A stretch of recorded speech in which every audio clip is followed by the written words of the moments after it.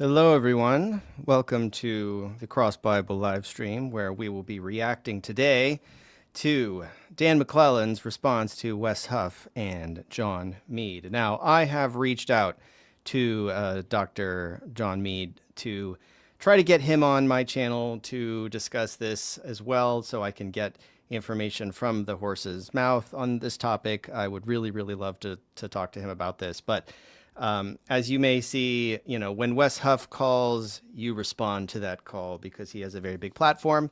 And we are a small elite group of enthusiasts who are going to be diving very deep into this topic. And what can I bring to you today that hasn't already been said in the discussion? Well, I'm going to bring some primary sources that we are going to look at that are lacking in some of this discussion because a lot of people, try to rely on English translations for some of the stuff and don't really go into the languages. So I am going to delve deep into the languages. And I have to say, first and foremost, just to give a little bit of background as to why all of this, why this channel, why Cross Bible, why build a software with like 15 different, a software platform with 15 different Greek Bibles on it? Like, isn't one Greek Bible enough? And I want to share a little bit about my background as an autodidact who learns languages for fun. I'm a polyglot, and my qualifications are in Russian. I have a bachelor's degree in Russian. And the background to this is that one of the first Bibles that my dad actually gave me, this Bible, this is the first Russian Bible I ever owned. And I got it in, I think, the year 2000, or actually probably earlier than that, before I went to Russia. And what I noticed is that when I brought this Russian Bible to Russia, it didn't quite line up with this Russian Bible. And this is a sort of standard Orthodox Russian Bible. This is a Protestant missionary Bible translated from the Hebrew Masoretic text in the Old Testament and the critical text in the New Testament, whereas this is a Orthodox Standard Bible translated from the Septuagint in the Old Testament and the Byzantine text, or at least the Russian version of it, from the Old Church Slavonic text in the New Testament. So I became aware early on in the early 2000s, traveling to Russia and being very obsessed with Russian language and culture, and I was really into it. And what I realized is that there was just a fundamental disconnect between Bibles. And even though technically, there wasn't a whole lot. I mean, I come from a Protestant background, Southern Baptist, where it's like Bible study is a really core aspect of religion. It's underemphasized there compared to the way it's, it operates in the United States. But as somebody who was really digging through the language and like learning Russian and sort of learning Russian through Bible study, I became keenly aware of these fundamental differences, and it's all going back to this, obviously, right? The Septuagint. This is the New English translation of the Septuagint. Highly recommend getting a copy of this, and make sure if you are a Bible tab person, you get Bible tabs that have the deuterocanonical books, because obviously, let's see, what else? Also, there's Brenton's edition, which also has the Deuterocanon, and that's the most striking difference, is that their Bibles, like their Bibles over in the East, in Russia, in Greece, and Orthodox countries, they have all these extra books. Same thing with the Catholics.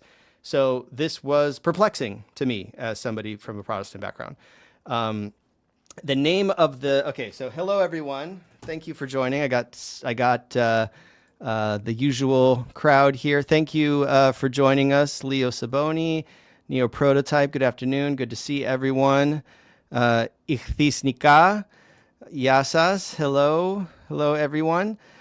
So what is the name of the Blue Russian Bible? It is Biblia. That's the name. So the Protestant Bible. Yeah, so the Protestant Bible I have is very minimal and thin paper, and this is from the Russian United Bible Society Bible, 1995 edition.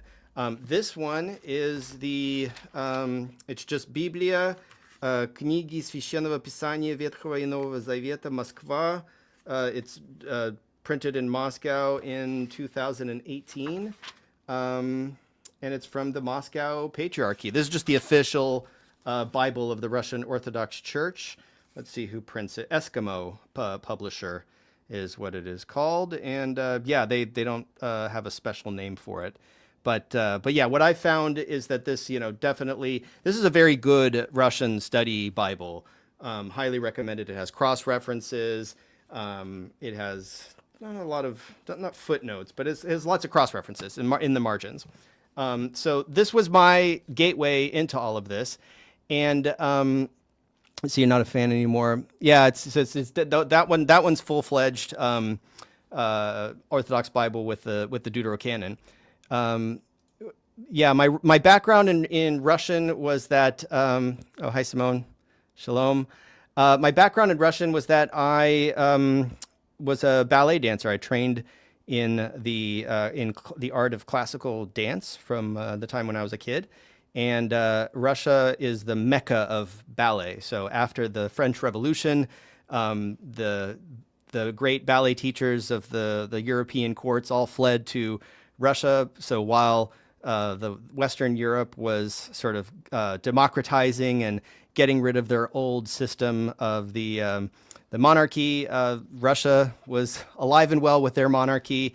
That didn't fall until the Russian Revolution in 1917. So that's why in pre-revolutionary imperial Russia, ballet really flourished, because all of the exiles from the old system in Europe came to Russia and enriched their ballet tradition, which was very much alive in the court of the Romanov dynasty.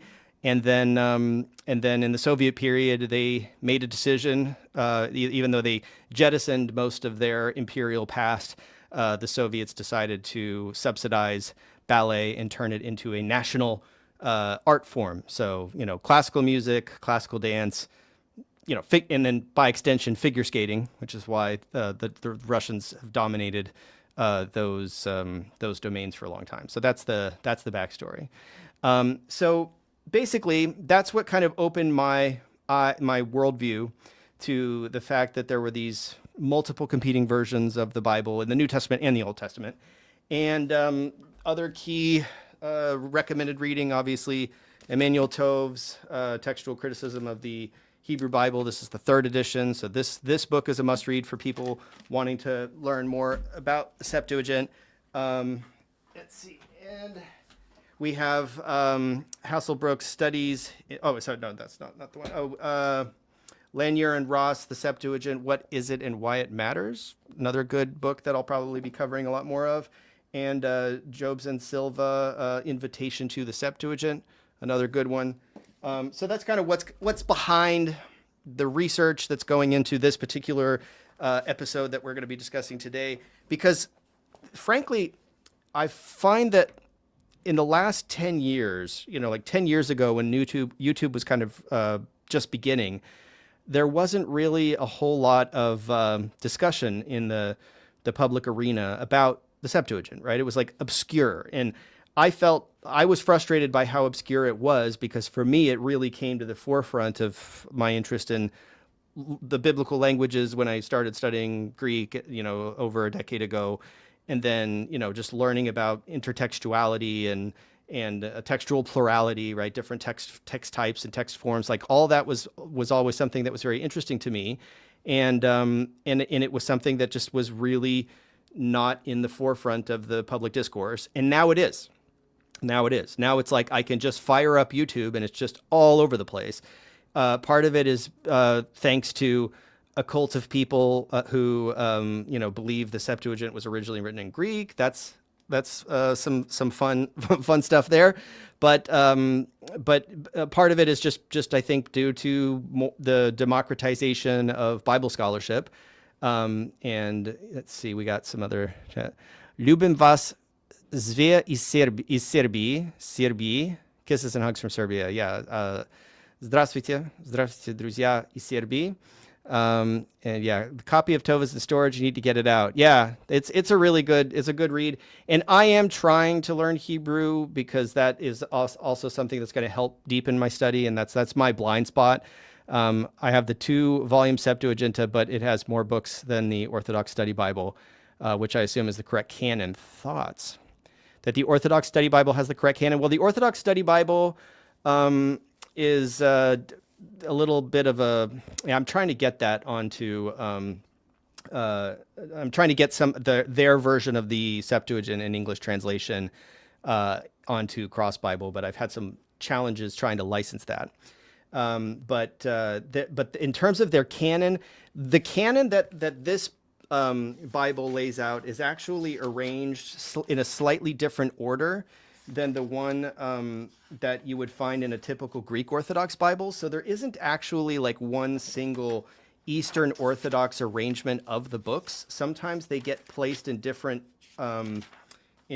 batches. Like, okay, yeah, this is the structure. It's in the back of the Russian Old Testament. So yeah, Russian Orthodox, Greek Orthodox, different Orthodox branches organize their Bibles differently. And I have noticed in comparing this order to the order in the Orthodox Study Bible that there also are some differences in the ways that they categorize certain books. So we're not going to get too deep into the canon discussion today.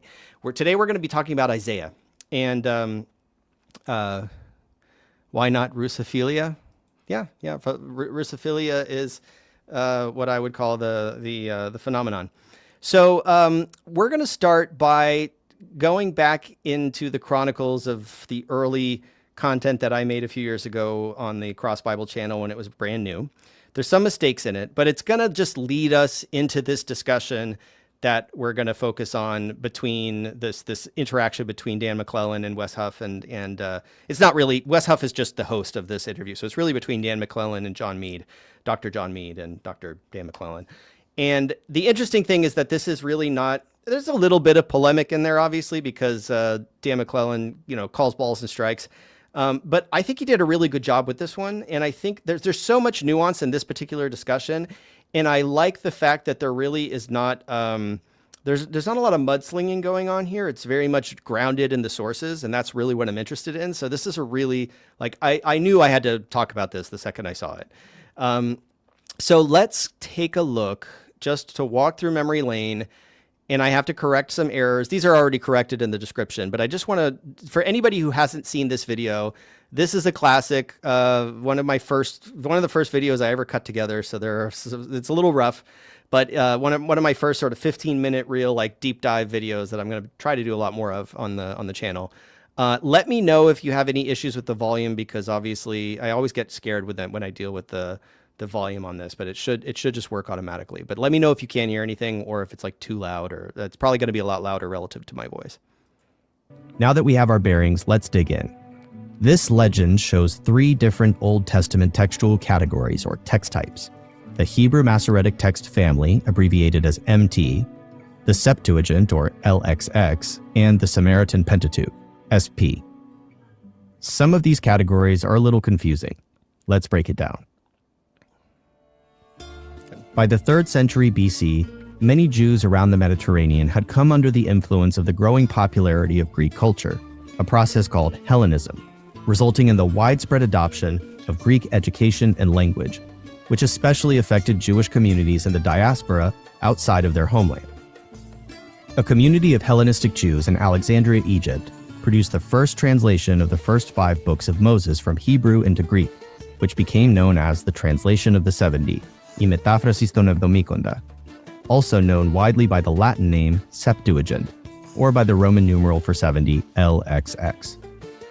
Even though originally this referred only to the first 5 books, the umbrella term Septuagint, or LXX, is now used among scholars to refer to the entire Greek corpus, including a wide range of translations and original Greek compositions.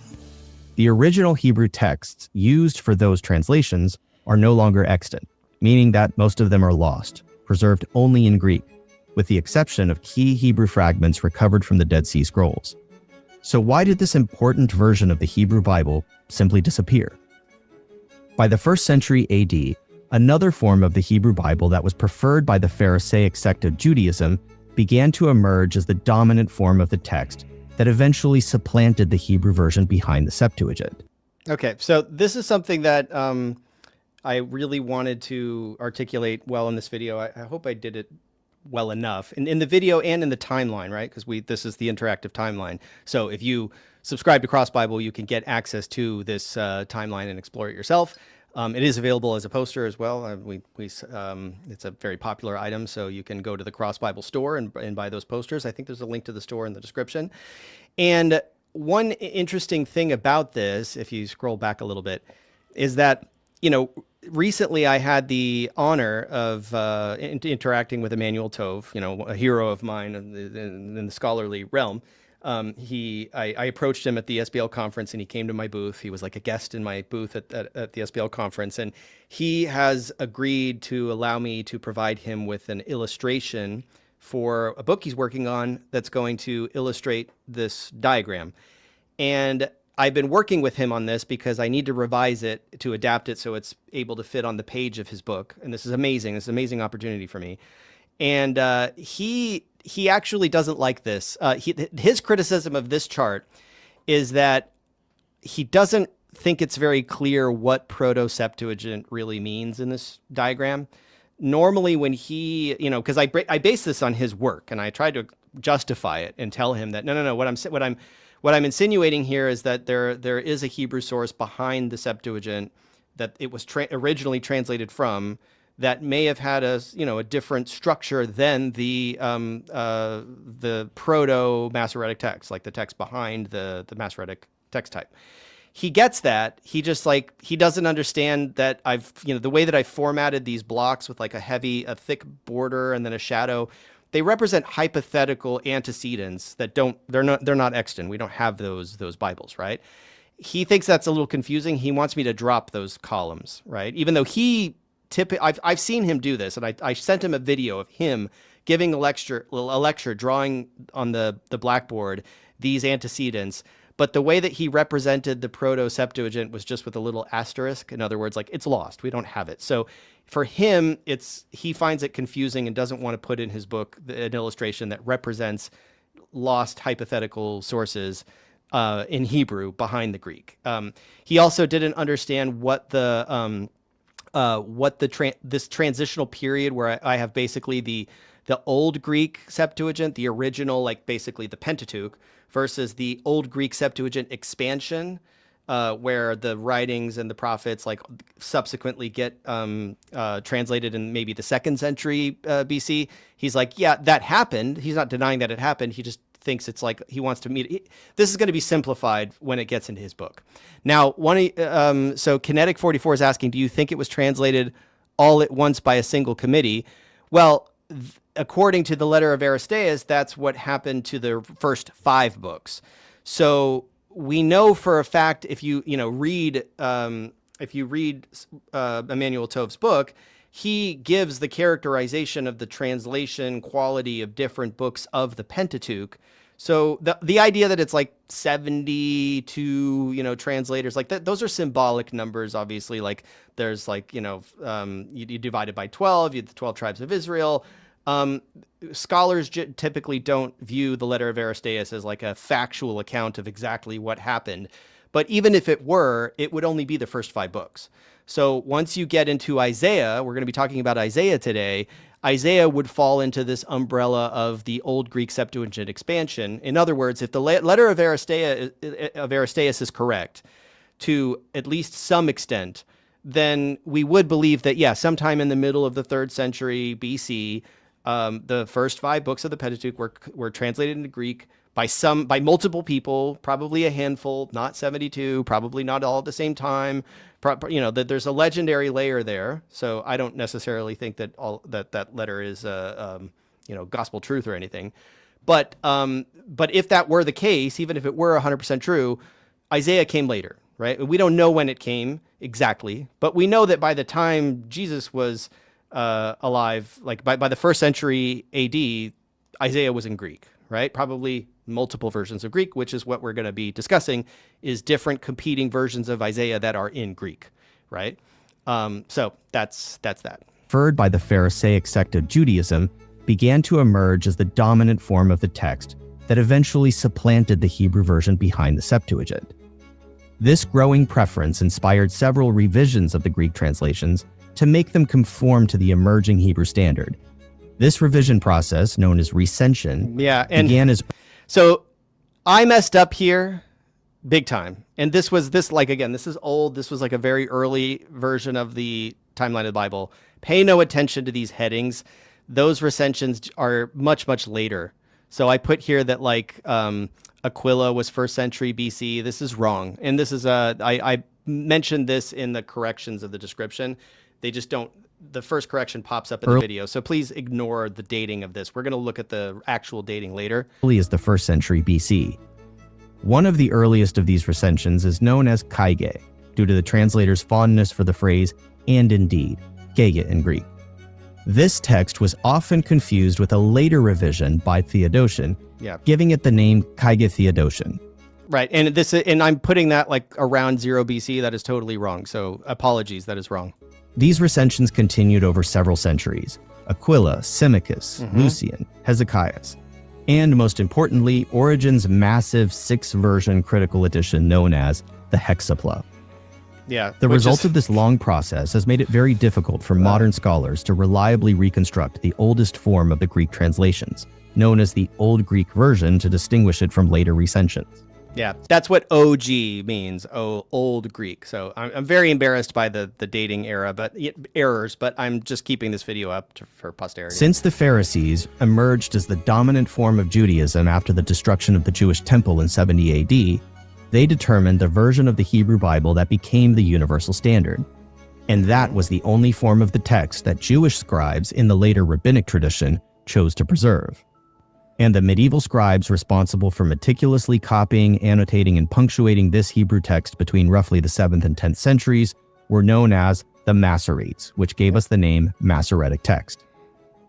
One might expect the term Masoretic text to refer to the final form of the Hebrew Bible, such as the manuscripts that were actually produced by the Masoretes. One key exemplar of a literal Masoretic text, strictly speaking, is the Leningrad Codex, which most modern Bible translations are primarily based on. However, the ancient predecessors of this version are so closely aligned with the later copies that they're categorized in scholarly literature using terms like Masoretic group or Masoretic family or Proto-Masoretic texts in the plural, even though these manuscripts long predate the group that gave this text its designation. So now we're just, again, this is just to set the groundwork for what we're going to see, because I feel like in the discussion between Dan McClellan and John Meade, some of these details get lost and the terminology is very confusing. So a little bit more of this just to sort of give us the baseline of what's going on with the terminology, because as Emmanuel Tove describes, it is imprecise. That's typically the terminology in this field is imprecise, and it is unfortunately muddy. It muddies the waters a little bit. You got to understand what's going on. Now, if that seems confusing, strap yourselves in. Here's where the use of these imprecise umbrella terms gets even more complex. Later recensions of the Greek Old Testament are often referred to by the name Septuagint because they're in Greek. But to the extent that they more closely align with the Proto-Masoretic texts against the Old Greek version, in certain circumstances, the text type of a given reading or of a revision as a whole may be referred to as Masoretic, since these texts were mixed. Yep. Some of the earliest complete Christian Bibles that include the Greek Old Testament are from the 4th and 5th centuries. These are Codex Vaticanus, Codex Sinaiticus, and Codex Alexandrinus. Most standard Greek Old Testaments are based largely off of these Bibles in particular, and it's not always clear exactly which Greek manuscripts reflect the Old Greek version and which have been harmonized with the Proto-Masoretic texts. Nowadays, we have modern critical editions that attempt to reconstruct the earliest form of each text based on this limited and often distorted manuscript evidence. All right, so that's probably enough of that, just to lay the groundwork. So what we have here is this kind of gumbo of textual reconstruction of the Old Greek Septuagint. When you get your hands on, let's just say in, I have I didn't put next to me my actual Greek Septuagint Reader's Edition, but like, let's say you get your hands on this, right? This is a critical edition. This is a translation of a critical edition of the Septuagint, the NETS, right? The New English Translation of the Septuagint. And what you get there is basically these things that you see in green here on the chart that I zoomed in on, right? Like those are, and I'll close this. Those are the critical editions of the Septuagint we have right now that are trying to peel back the layers of revision that happened in that early period, the recensions of the Greek text. And let me show you actually like the more up-to-date. So this is on crossbible.com, which you can get access to if you subscribe. The subscribers are able to explore this. So this is the corrected dating scheme of these recensions. So basically what you have is you have a Hebrew source going back who knows how long, right? Like potentially it would have been intact in the 4th century BC. But as, you know, they're outside of Israel, you have the Jewish diaspora that is increasingly Hellenized and Greek-speaking and losing touch with their Hebrew roots. You have the first translation of the Septuagint in the 3rd century, the expansion, and then immediately in the 1st century BC, you get the Kaige revision, right? Like you get some revision by some author. We don't know who did it, but you already get a sense of like, okay, the Greek that was the OG version, the old Greek version that's preserving these artifacts of its Hebrew predecessor are getting updated in some cases just to sort of improve or modify the quality of the translation. But in other cases, it's actually just aligning the Greek version with the Hebrew versions at the time, which we consider proto-Masoretic, right? Or MT plus, like MT-like texts that were clearly the predecessors of the medieval Masoretic text. So as early as the 1st century BC, we know that Kaige was floating around. So by the 1st century AD, in the early Christian period, there isn't as much variety as we get later on, right? Like that means that basically the Greek Bibles that the authors of the New Testament were quoting, for the most part, are probably very closely aligned to this version that we no longer have. Like we have in some instances, but it's quickly beginning to become stigmatized and revised and updated in order to align with the emerging Proto-Masoretic text, especially after the fall of the temple and, you know, when at the beginning of the rabbinic period.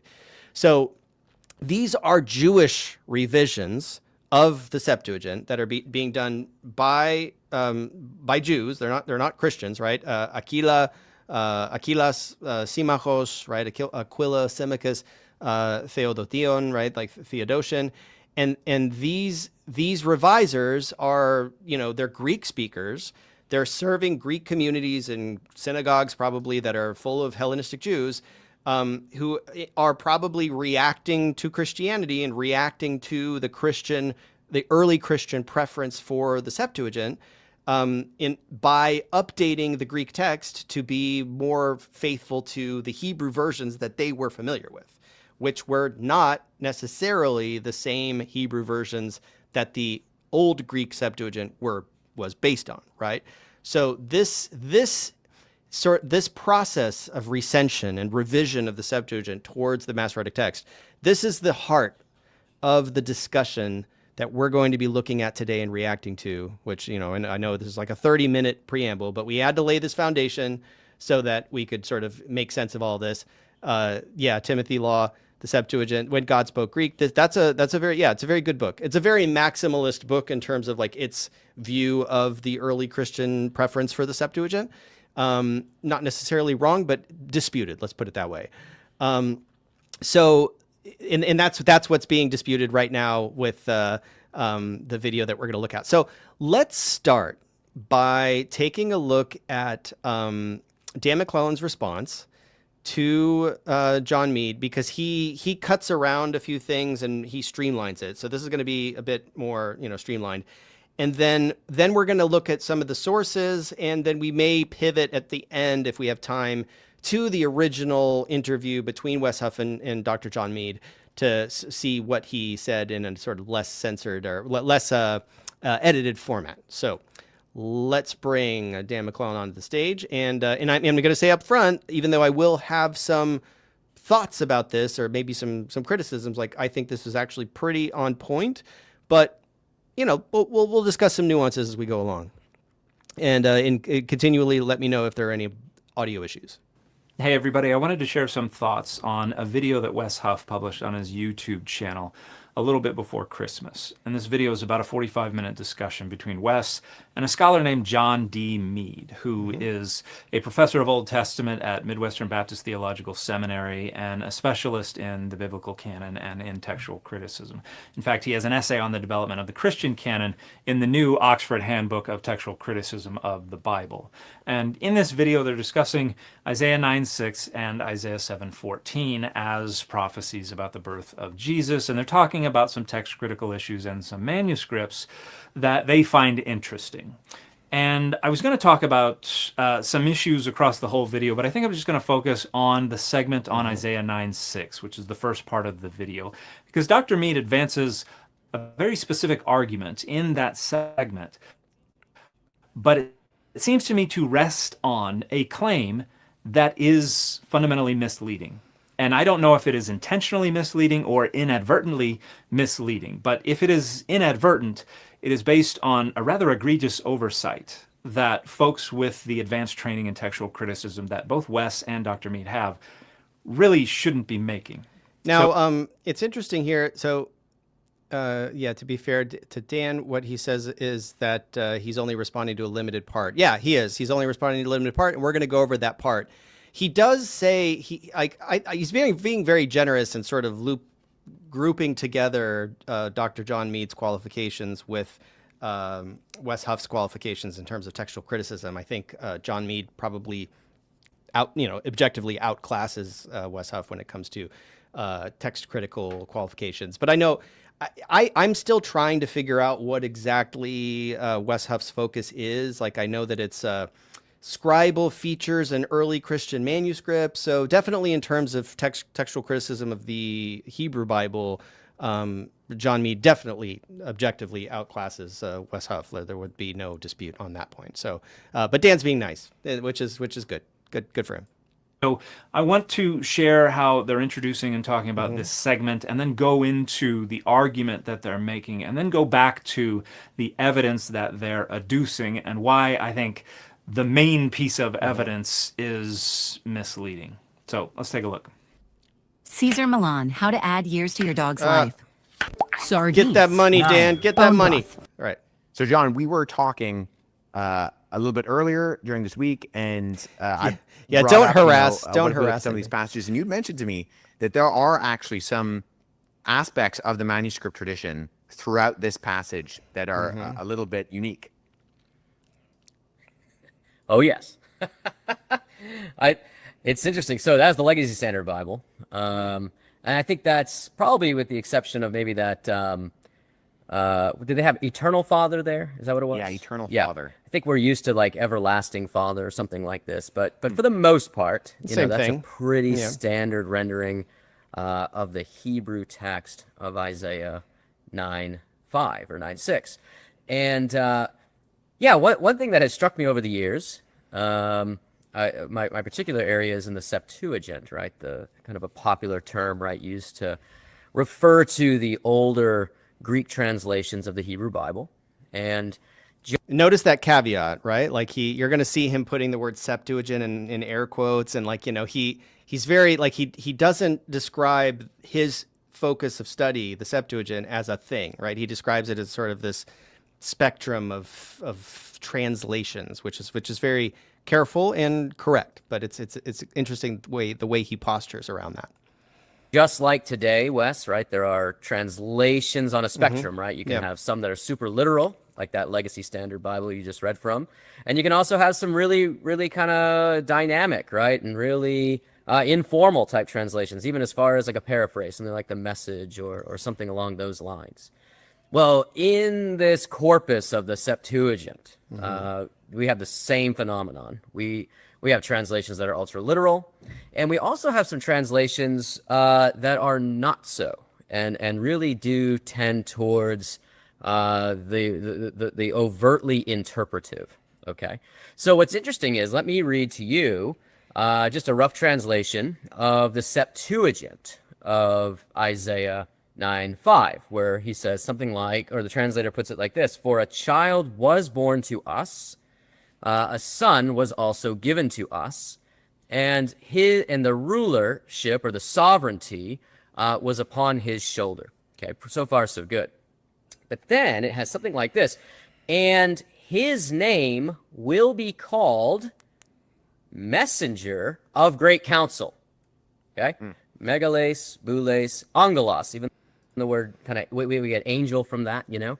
Now, I'm going to try to be generous and nice, because people whose focus is on the text of the Bible or textual criticism, and like I understand, I completely get the whole like the reason why he says megales, boules, angelos in that sort of very typical Erasmian fashion, where the words don't have, you know, the stress marks don't have meaning, the accent marks don't have meaning.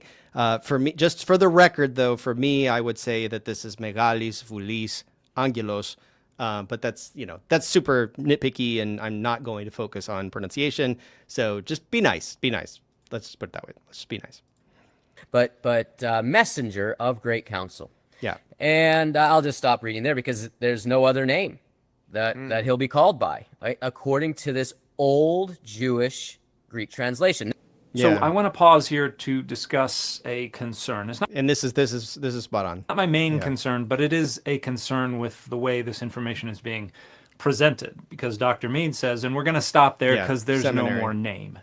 And it gives the impression to someone who doesn't know any better that that is the end of the Septuagint's rendering of the Hebrew of this passage. And that gives the impression that the Septuagint's rendering is a lot more divergent from how we traditionally translate the Hebrew than it actually is. Because there is more that is translated from this passage in the Hebrew, That's and true. Dr. Meade just omits it because it's not part of the name. And it's because the ancient Greek translators didn't understand the last 4 words of the verse as a name. They interpreted it as a clause, as a statement. And Dr. Meade just omits sharing that, which again gives the impression that the translation just ignored and didn't translate part of the verse. And that's not true. Here's the Hebrew of our passage. And the bottom 2 lines are where we have the traditionally translated 4 names in the Christian tradition. This line here says Pele Yoetz El Gibor. And that is the noun wonder, or wonderful thing. And then a participle that means counselor or planner or something like that. And then the word for El, and then the word mighty. And that is what is translated in the Greek as messenger of great counsel. And then we have the next line, Aviyad Sar Shalom, which can mean everlasting or eternal father, prince of peace. And that is what is understood by the Greek translator as an actual clause. Yeah. And so we can go to one scholarly discussion of the Septuagint translation of this passage. And Which, it's nice that he did the work to sort of show that, because people can pause it and look it up and see for themselves. But this is where it kind of, I think, goes out the window. Like, you know, this goes in it goes in one ear and out the other, because we're going to take a deeper look at this. And that's what I'm going to be able to offer you guys today, is a bit more of a deep dive. you see in the red box on the top, the Greek of this part of the verse. And as you can see, it goes well beyond the line that reads Megalis Boulis Angelos. And to Dan McClellan's credit, he at least hits those emphasized, you know, puts the right emphasis on the right syllable, even though, you know, he has this mixture of like seminary and modern Greek pronunciation. It's kind of cute. Have 2 extra lines below that. The Septuagint is actually expansive here.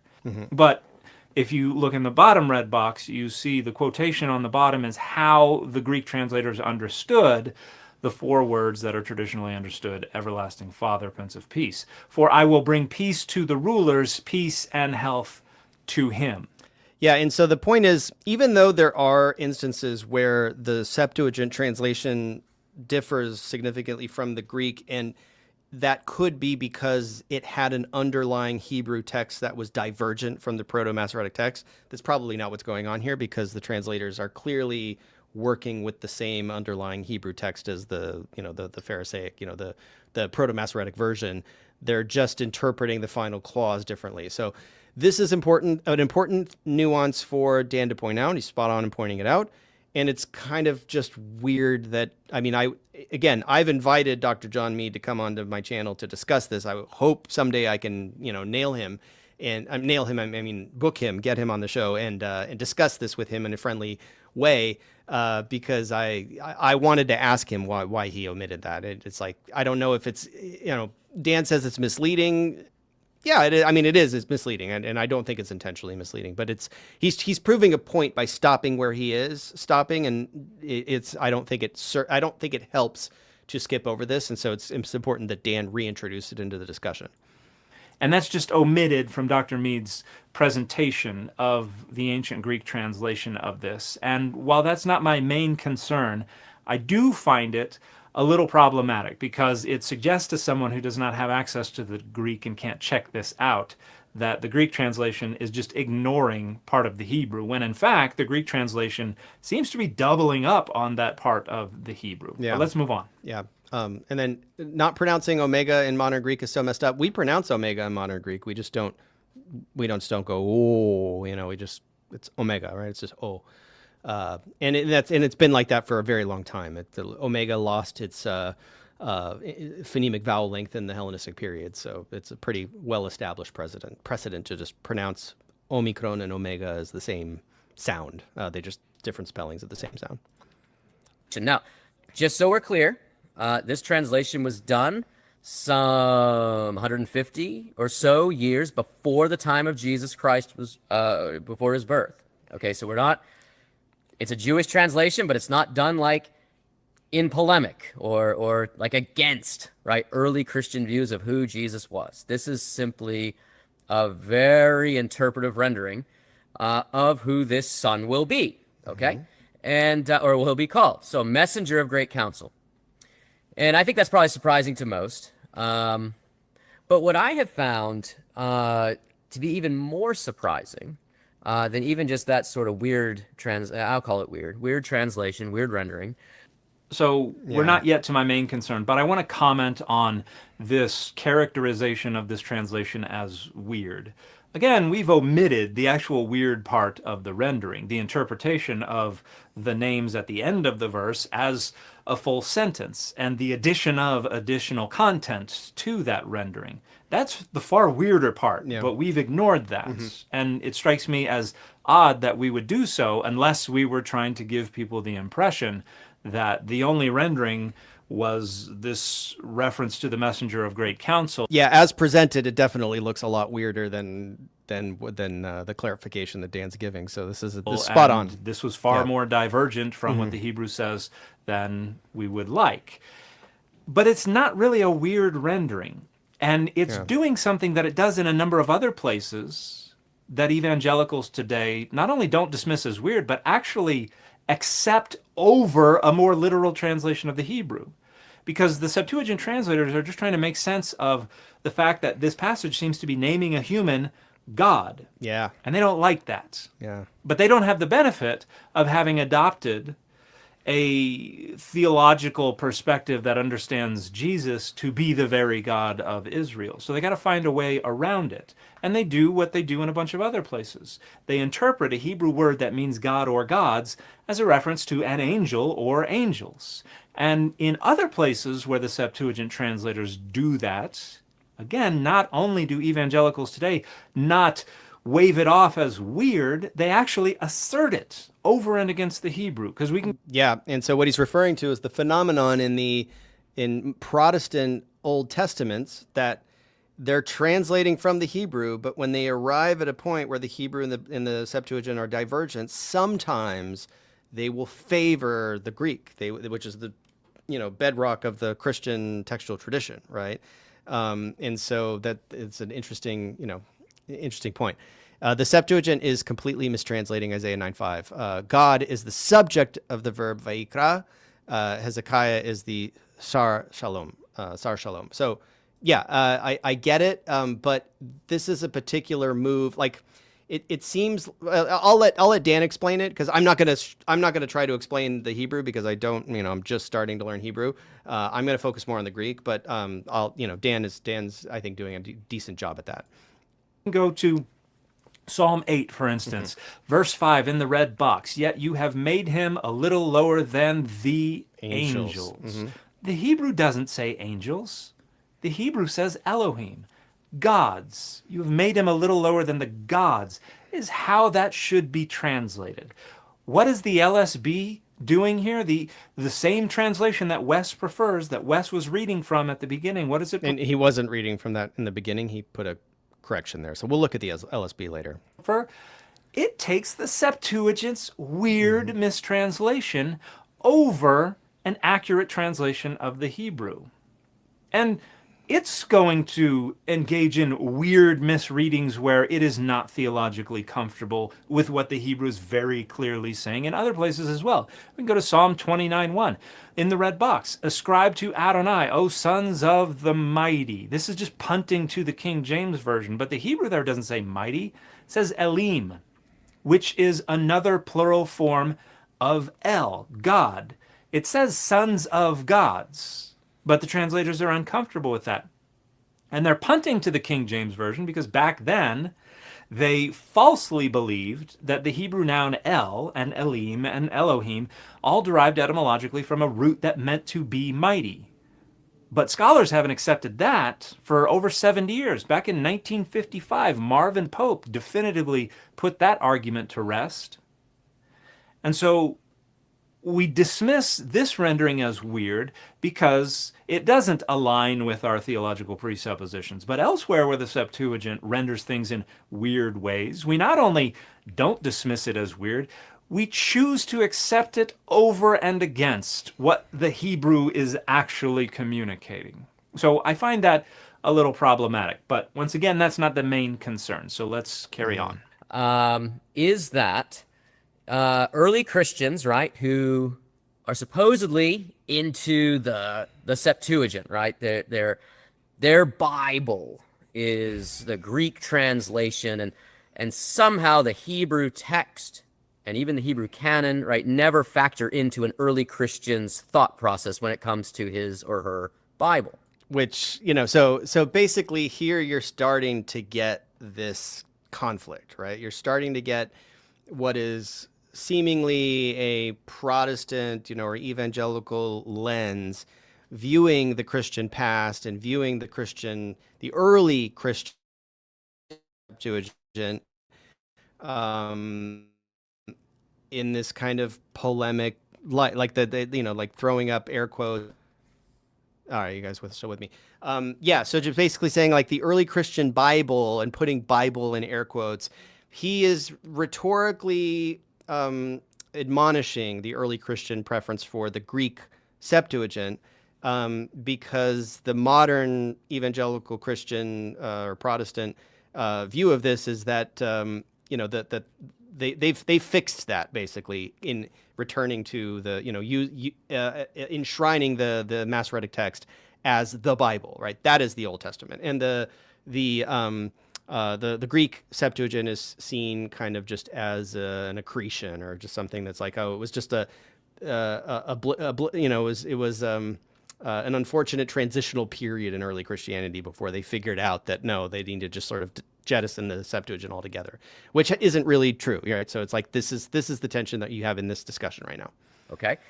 So here Dr. Meade is referring to the current consensus view among scholars that up until Jerome at the end of the 4th century CE and the beginning of the 5th century CE, the majority of Christians accepted the ancient Greek translation, the Septuagint, as the dominant and the authoritative edition of the Jewish scriptures over and against the Hebrew versions that were in circulation. Like you have a lot of early Christians arguing that the divergences between the Hebrew and the Greek were a product of Jewish scribes altering the Hebrew so that it would sound less Christian because the Septuagint was so messianic and aligned so well with their ideologies. But the notion that the Hebrew editions never factored into their thought processes is not true. In fact, in a bit, Dr. Meade is going to point to Eusebius, who talks about Isaiah 9:6 as an example where the Hebrew actually works better for Christians than does the Greek. And scholars have always had access to Eusebius and have always known that this was an example where he diverted from his normal ideology regarding the dominance of the Septuagint. So it is still the consensus view that Christians accepted the Septuagint over and against the Hebrew all the way up until Jerome in the late 4th century CE. It is not true that the Hebrew never factored into their thought processes, as Dr. Meade is going to show. And here's where we're starting to get into my main concern. So Regardless of what you may or may not, think of Dan McClellan, and like I know there may be a lot of people in my audience who disapprove of some of his opinions and his public scholarship. I gotta say,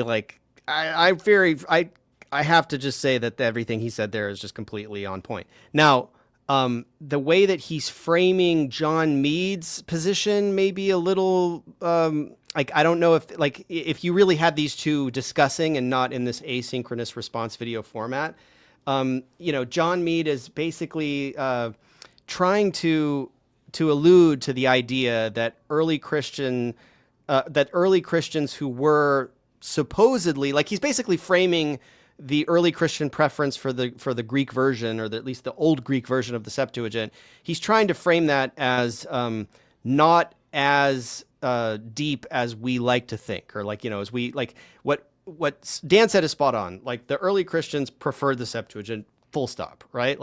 Yes, they were aware of Masoretic text or Hebrew aligned Greek alternatives, but for them, their Bible was still the Septuagint. They still considered that our Bible. And it wasn't until Jerome that really began to change.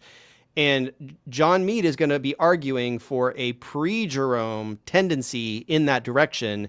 And he's going to, give some evidence for that. And that's what this dispute is going to be about. So I don't, we have to keep listening to see, is Dan really nailing properly, steel manning John Meade's characterization of this thesis that he's introducing in this video? This is an important thing to hone in on. So that's how the theory goes. Yeah. Okay. The theory goes this way. Well. So again, what is the theory? The theory is that early Christians strongly preferred the Septuagint. That's strongly preferred the OG, the old Greek version of the Septuagint over and against the Hebrew.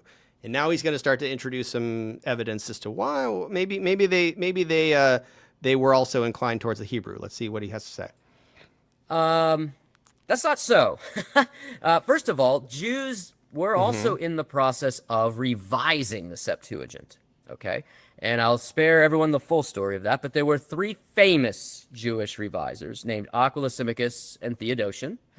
And what's interesting is that at this point, they all revised the older Greek translation. They were unhappy with how Messenger of Great Council brought kind of omitted or was too paraphrastic or abridging of the Hebrew, and they actually supplied Greek words for each of those Hebrew words, right? Starting with wonderful, counselor, on and on.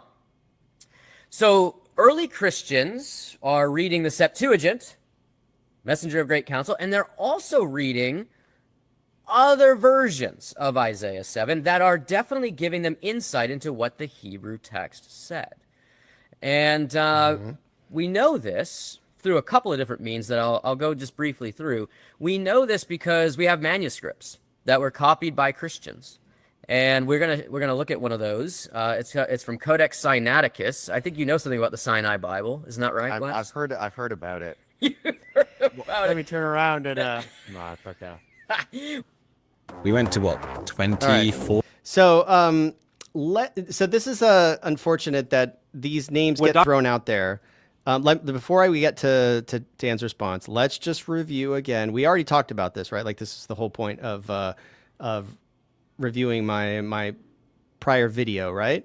Because my whole approach is like, I want to illustrate things. I want to show you guys, if you're not just listening to this, if you're watching it, I want you to see this. So what he is describing is 2nd century AD, right? First we have Aquila. This is a Jewish revision of the Greek, right?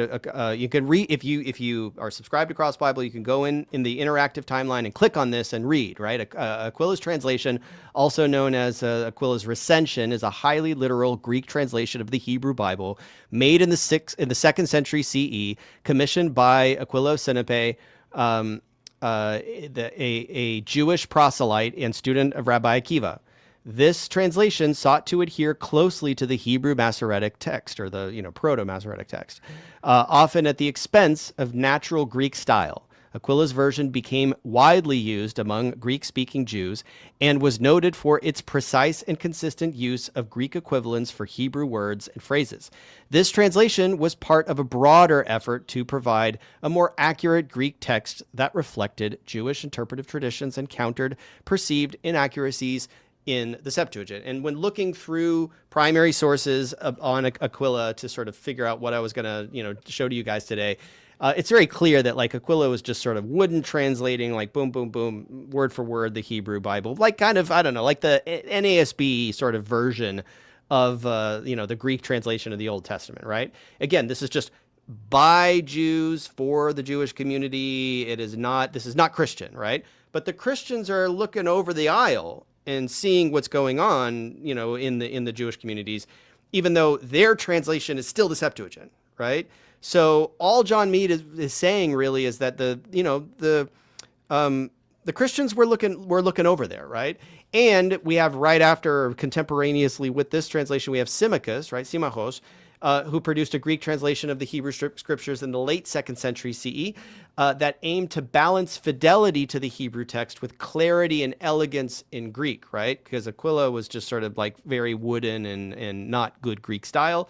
Symmachus was doing a bit better a bit more of a sort of NIV version, right? Like something that sounded better in contemporary Greek or Hellenistic Greek, right? In contrast to Aquila's rigid literalism, Symmachus employed an idiomatic Greek style, right? While still closely following the sense of the Proto-Masoretic Hebrew Vorlage, right?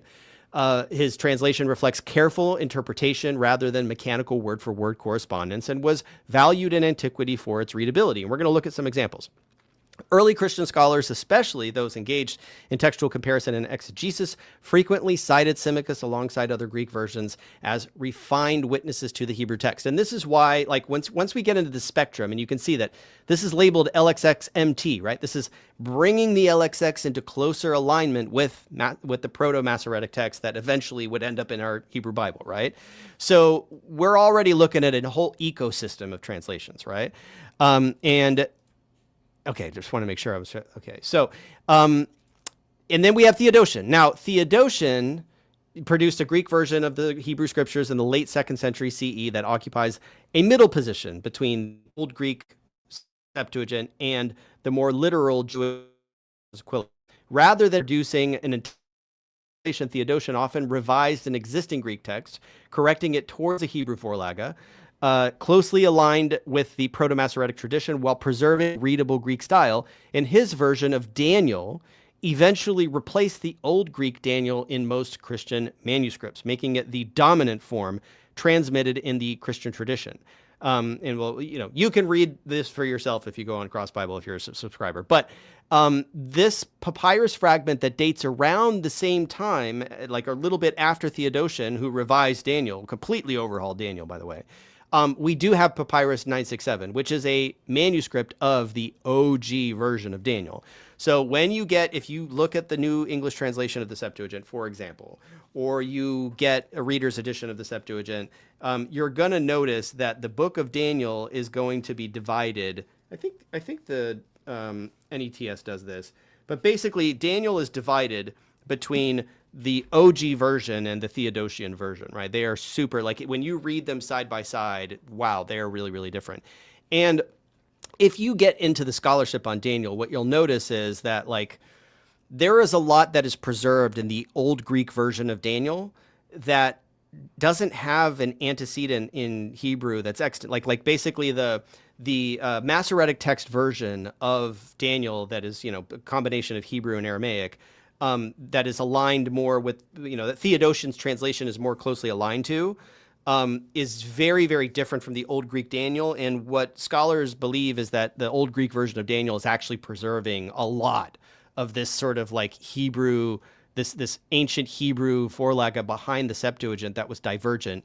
That's basically like it's a now lost Hebrew tradition preserved only in Greek, and that is the Old Greek version of Daniel. And I hope to produce a lot more content focused on that, because that is really my wheelhouse. I love Daniel's my favorite book of the Bible by far, and this textual complexity makes Daniel just this incredible enigma, just as a book, as a sort of like the layers of the storytelling, the apocryphal additions to Daniel that were originally composed in Greek. This is just really, really great material. So now you have now you actually have a visual picture of what was going on in the second century AD is when this starts to explode, where you get Aquila and Symmachus, wooden hyperliteral translation, more faithful translation to like better Greek style, but just getting the Greek to get on the same page as rabbinic Judaism, right? The Jewish people have sort of this monopoly over the original language and the original Bible, and they're starting to argue with Christians on what their Bible really says. And the Christian response is like, but our Greek text says this, and that's where they start getting into fights, right? So that's the historical background that these translations are reflecting, that John Meade is indicating, that the Jewish early Hellenistic Judaism was already starting to update the Bible. And let's look at what Dan has to say about this.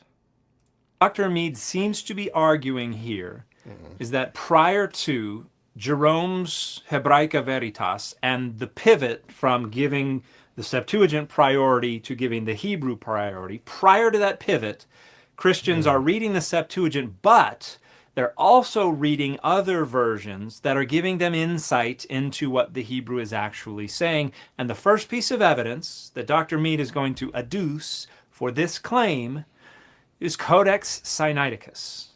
And this is the main part of my concern, but we have to see how the argument is going to play out before I can explain what my big concern is. Yeah, and so just before we started to continually pause this, but Dan's not saying that early Christians were not consulting Aquila and Symmachus and Theodotion, right? Like those three Hebrew-aligned Greek translations, revisions of the Septuagint. He's not saying that is false.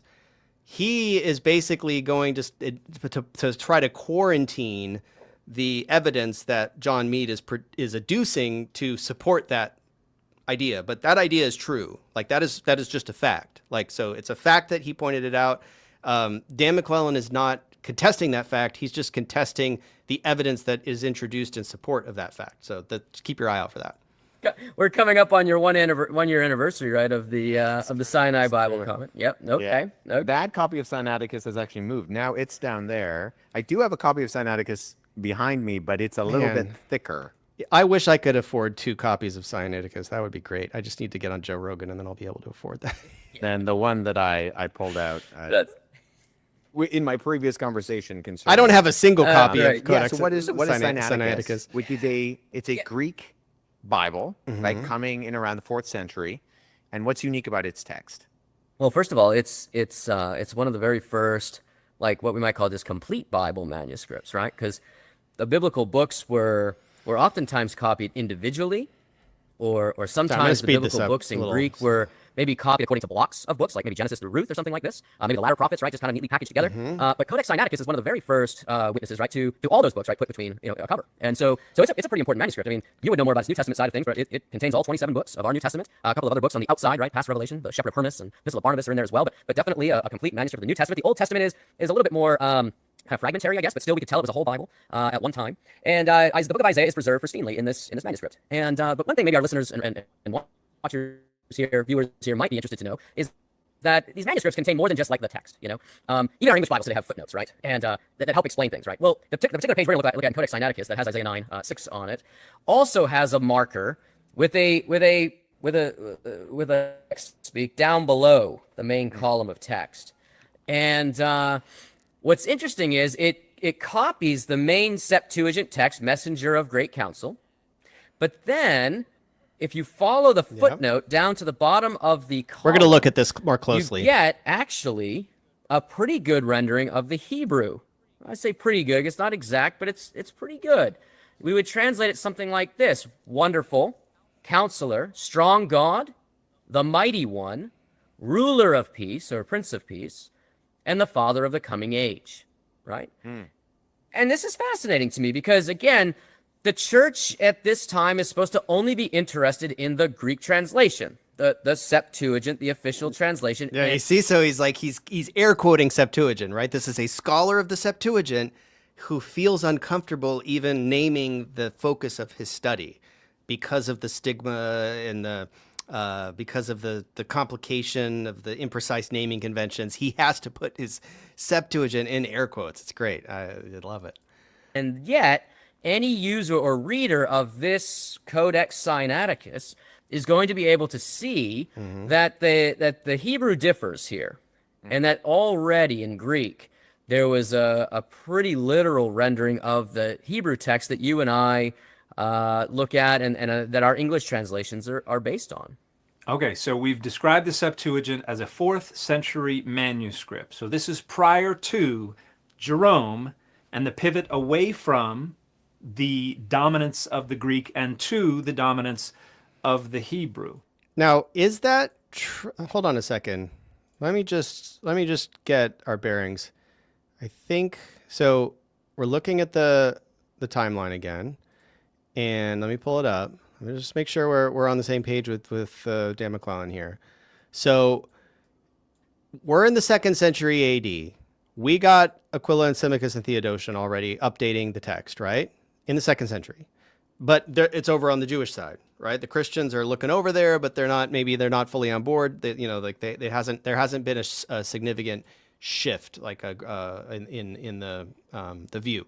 So if we take this, so we're in the 2nd century. This is like, we don't have a lot of textual evidence from Christian writing in the 2nd century, right? We have the split in the 2nd century of the Alexandrian text and the different text types. We don't even have the Byzantine text yet. And here we have Codex Sinaiticus, okay? And the Old Testament version of Codex Sinaiticus, traditionally dated to the 4th century, but potentially even later, right? Like we don't really know. We're basing this on paleography.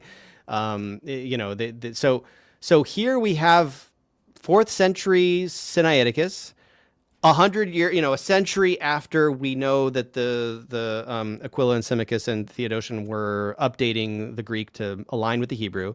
And then we have Jerome around the same time period. I don't know. Maybe there is an argument that no, definitely the Codex Sinaiticus was produced before, like long before Jerome. I don't think it was long before Jerome. I think it was around the same time of Jerome's Vulgate. It's the 4th century, right? This is like 382. So yeah, I guess you would have to say, you would have to lean into a relatively early dating of Codex Sinaiticus to say definitively that Codex Sinaiticus was produced before Jerome first translated the Vulgate into Latin. And we don't even have Jerome's Vulgate. And he's updating old Latin editions from the 3rd century that probably align more closely with the Hebrew. So here, I think just again, like this is the advantage you get coming over here, rather than just listening to Dan, you can come over here to Cross Bible and you actually see this stuff, right? So we're looking at like columns of the 3rd and 4th century. We can see by the 4th century, I think Jerome is probably doing this around the same time, or if not like immediately after or immediately before even the Codex Sinaiticus is produced. And same thing with Vaticanus, right? So the pivot to Hebrew, I don't know, like again, we're just trying to figure out, was the pivot to Hebrew something that was already in motion before Jerome, aside from these revisions of the Septuagint that were produced by Jewish scholars that Christians were also clearly using or referring to, right? Consulting. So that, again, sorry to interrupt. I know I'm significantly interrupting the flow. You can watch these on your own time, but just to make sure we're constantly looking back at the timeline and seeing when is this stuff happening, because that's going to be very, very important for this discussion, because it's a discussion on chronology. It's a dispute over chronology. And we have Dr. Meade describing this notion that Christians only care about the Septuagint in this time period, but points to this marginal note and says already we have this note that allows Christians in this time period to see what the Hebrew is saying. And so my suggestion is that what he's arguing is that this is evidence that prior to Jerome, Christians were already concerned for the Hebrew and already had resources that showed what the Hebrew of this passage said. And I want to share a clip from several minutes down the road where I think he more clearly describes this conclusion, this thesis statement. One of the puzzles that's just that I love digging into is, how did Jerome pop up and think, I should go directly back to the Hebrew? And I actually have the language skills to do that, right? Like, did he just wake up one day and go, I should do this? Or was there already something about the Hebrew text, its wording, and the Hebrew canon, right? The books that should be included amongst the inspired scriptures. Was there already something about the Hebrew text and canon that was already prior to Jerome, you see? Yeah, so basically, was the early rabbinic preference for the Proto-Masoretic text already having an effect on Christian confidence in their Greek version of the Bible, right? Like, are they really already kind of making that shift before Jerome? That's the question.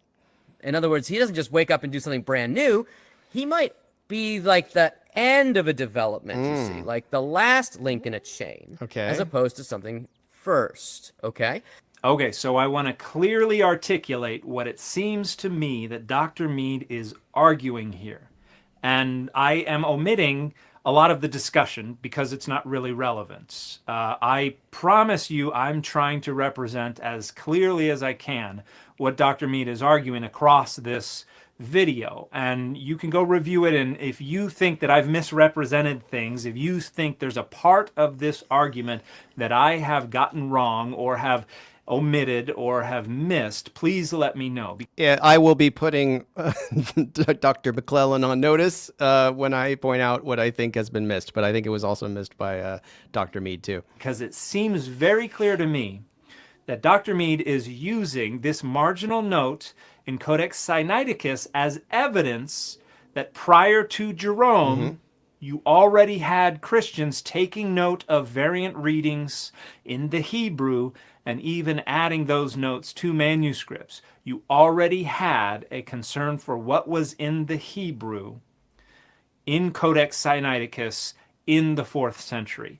That seems to me to be the reason why Dr. Meade appeals to Codex Sinaiticus. Remember, he introduces this idea and then says, we have evidence for this because we have manuscripts. Here's one, Codex Sinaiticus. So it seems to me that Dr. Meade is appealing to this marginal note in Codex Sinaiticus as evidence for concern for the Hebrew reading over and against the Greek already, as he said, in the 4th century prior to Jerome. Yeah, and I don't okay, what is he disputing? Is he disputing that the 4th century is too early for there to be any concern among early Christian church fathers about the Hebrew text? Or is he just arguing that this particular piece of evidence is inadmissible, right? I think it's the latter, but the way that was articulated was not totally clear to me.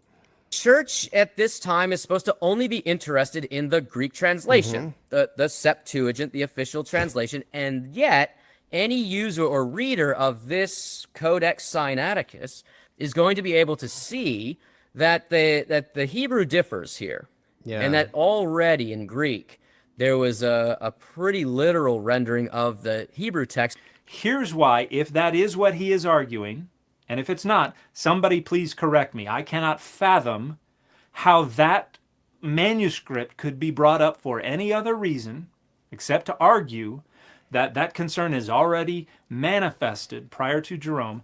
But here's why that argument demonstrates an egregious oversight that no one with the kind of advanced training that both Wes and Dr. Meade have should be making. That was really, really strongly worded. I don't know. Is that egregious? Let's see. When someone with text critical training sees a manuscript that has a marginal note, Yeah. the very first question they ask is who added it and when. That question was not asked about this marginal note. Yeah, and you would think that this marginal note may have just been added by the original scribe, that like based on the characterization that Dr. John Meade gave us.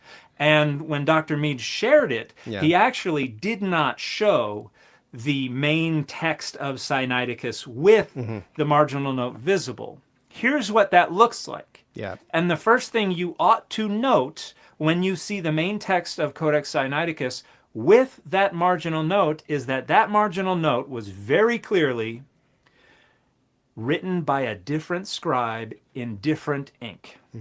And so we have to go back to those questions. Who added it and when? Everybody whose scholarly lenses are informed by text critical training is going to be thinking that. And I think they're thinking it too. I think they're just trying to break this down. They have a certain narrative that they're trying to explain to a lay audience.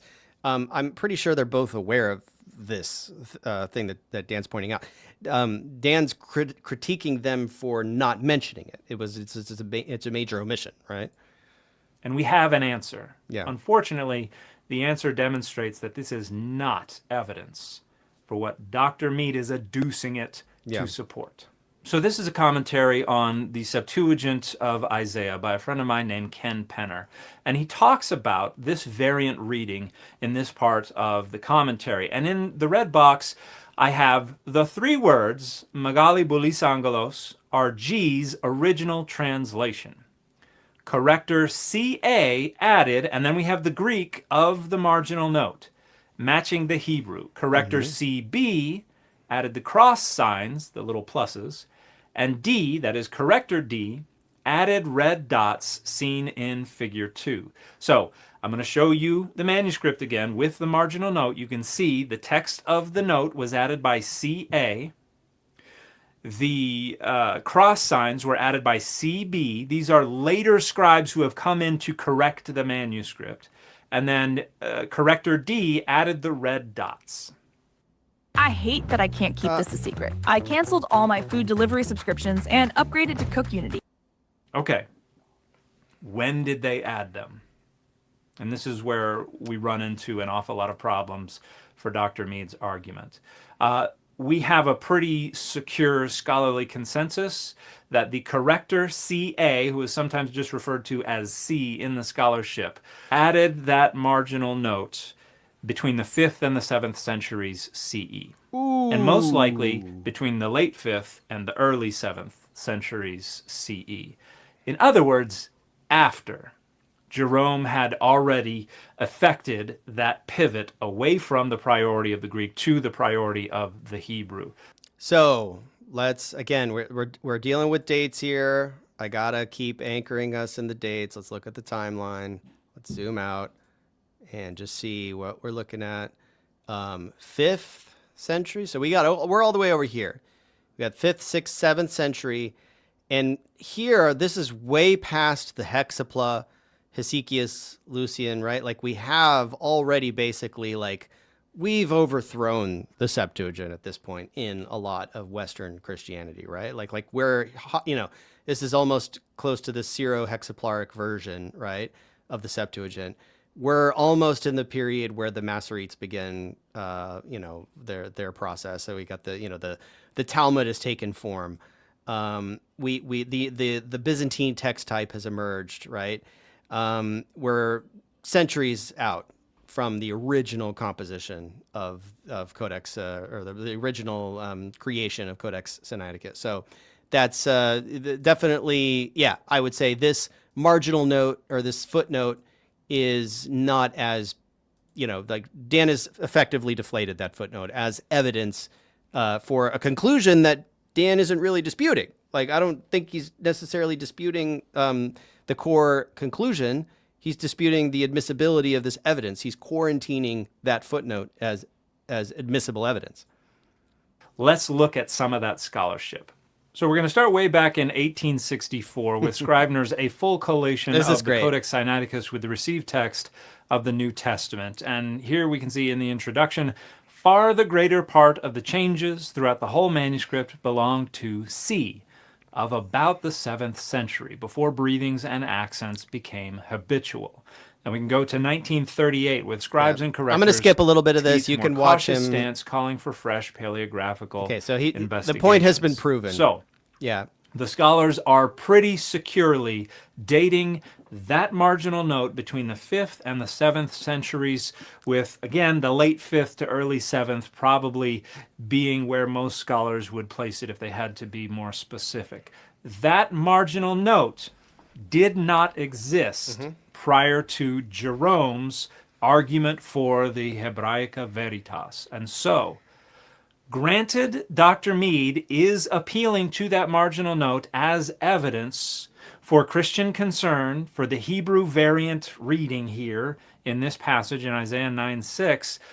That argument falls to pieces because it did not exist prior to Jerome in the 4th century when Codex Sinaiticus was first transcribed. So does the argument fall to pieces, or does that evidence get dismissed, right? Like, the argument could still stand if there were other evidence other than that, that footnote, that late addition footnote. So yeah, it's unfortunate that they adduced that particular piece of evidence for the argument, but that doesn't necessarily mean the argument itself falls apart if it's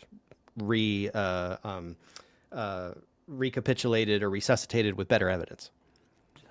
So, this is a question, again, that anyone with advanced technical training in textual criticism is going to ask before they do anything at all, with a marginal note that they find in a manuscript. And neither Wes nor Dr. Meade bothered to ask it in this video, and they seem to want the viewer to understand that this marginal note is contemporary with the transcription of Codex Sinaiticus. The presentation of this marginal note as like footnotes in our books today, as something that was already there for Christians to consult. It's problematic. In the time period when they were supposed to be only concerned with the Septuagint, I think makes clear that they are overlooking something they should have been very well aware of in order to present a 5th to 7th century marginal note as something that complicates the scholarly consensus regarding the position of Christians in the 4th century CE. I have a hard time believing that that was not intentional.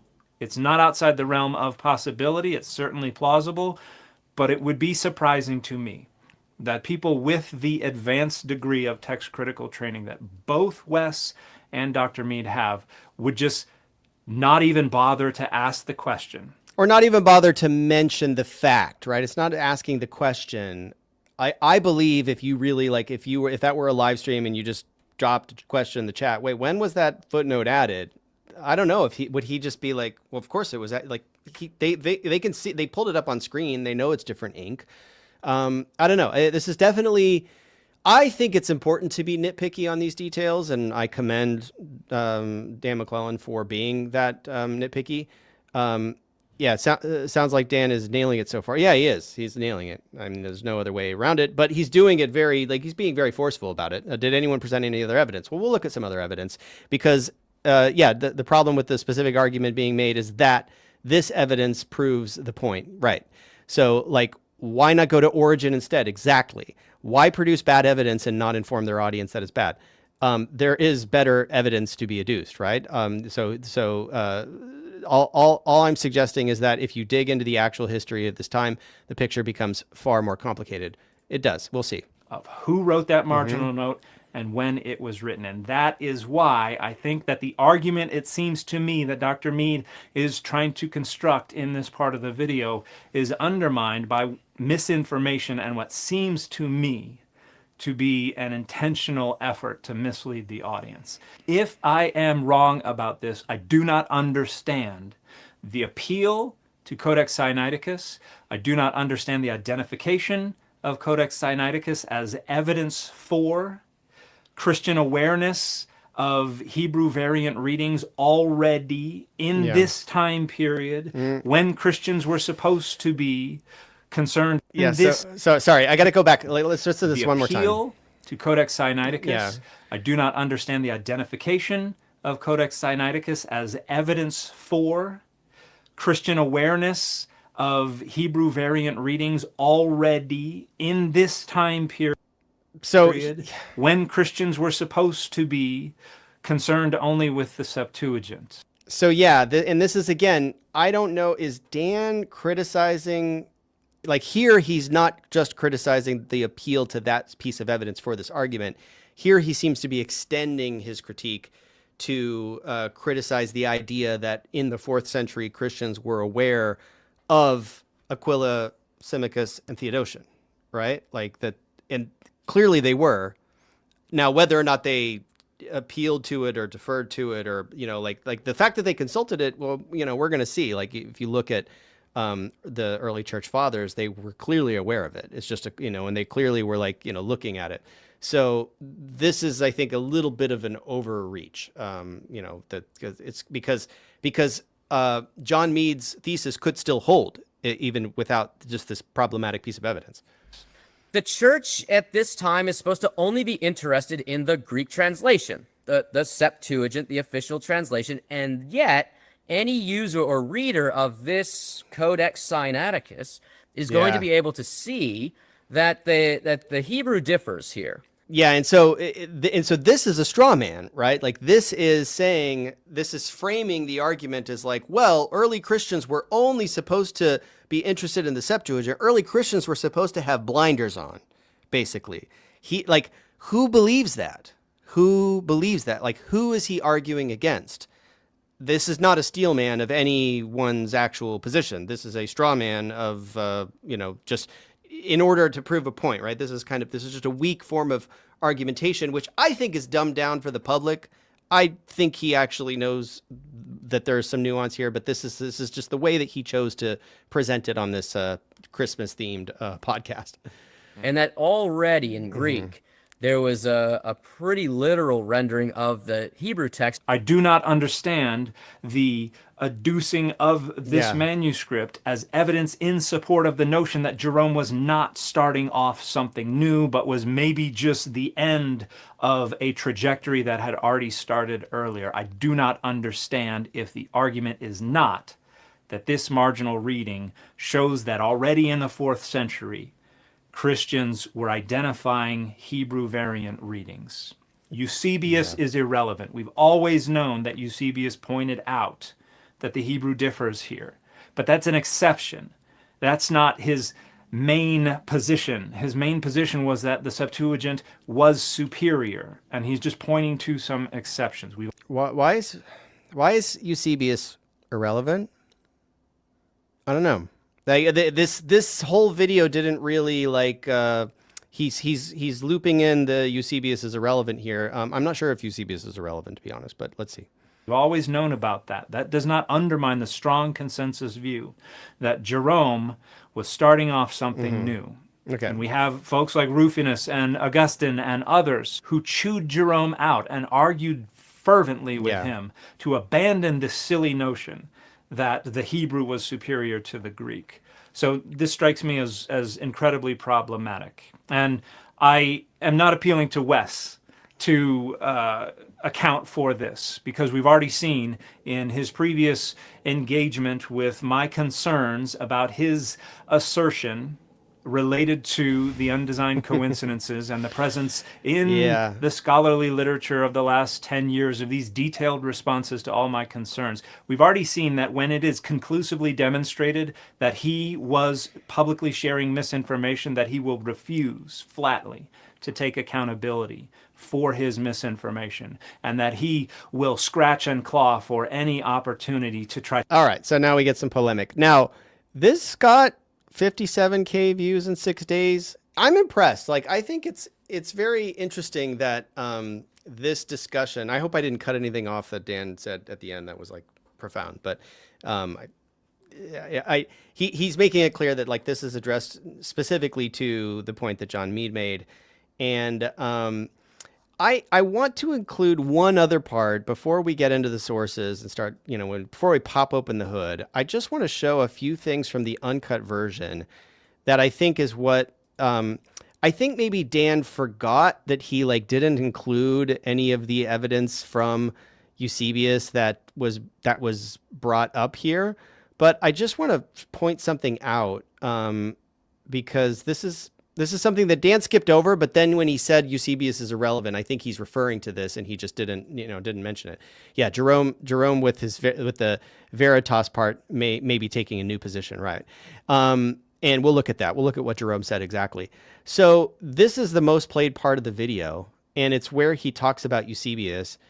And I think it would have been worthwhile for Dan to include this in the critique, but let's see. To try to understand what happened up to, say, 330 AD, right? From the beginning up to 330, Eusebius just was a scholar of scholars and just gives us so much information. But he also wrote a commentary on Isaiah, Wes. This is the original. And he comes to this verse, and he actually spills a lot of ink on this verse. Because he goes to the Septuagint translation, and he records it, messenger of great counsel, and he knows something's lacking here. Remember that. Eusebius knows something's lacking here. That's a very strong assertion about what Eusebius is actually doing. This is not... he can do a lot with the messenger, right? Having a connection with the one who sent him, right? Like, he can do that, and this sort of speaks to Jesus, or the Messiah's divinity and these sorts of things. But at the end of the day, he says something like... This digital calendar lightening my mental Sorry, makes it worth this is every the penny. I wasn't fully suspense. convinced the Skylight calendar... That we said, I'll just quote him. We said that he, the Son, has been deemed worthy of an even greater title than messenger. For the Hebrew text reads, and then he goes on to give a rendering of the Hebrew text there with all of those epithets, with all those names that we were just going through. What's interesting is he goes through the Jewish revisers even. He talks about Aquila's translation and Theodotion's translation, which, by the way, they didn't use the word God. They didn't use the word theos. They used this word skouros, the strong one, for the Hebrew term ale. But ale almost always means God, right? But the three Jewish revisers did oftentimes just use this Greek term skouros, or strong one, to kind of bring that out. But Ischiros. Eusebius even knows that. And he goes on and he actually says, but instead of strong, the Hebrew text has the word ale. And he quotes it, like in Greek, like transliteration. He says ale, and then he says, which means God, which means theos. I'll just continue to quote him. He says, for there are Theos. many passages in Scripture where Sorry, I'm pedantic, I know. El, right, stands for God. And the text at hand should likewise be counted among them. For through the wording of the Hebrew, God is proclaimed to be the child born for us. What an amazing insight. Not from the Septuagint. Not from the Septuagint. This is from the Hebrew text. And you have Bishop Eusebius, who's now really switched in his commentary to giving us an exposition of the Hebrew wording and applying that to our Lord and Savior, Christ Jesus. And I think that's really amazing. He continues to go on. I'll spare us, but he does say at the end, he says, now I suppose that there are those who distrust the Septuagint because it is silent concerning the true recipient of this great description. And so he tries to get the Septuagint off the hook, so to speak, there. But he is so clearly enraptured by what the Hebrew has to say about the Messiah here that kind of steals the show.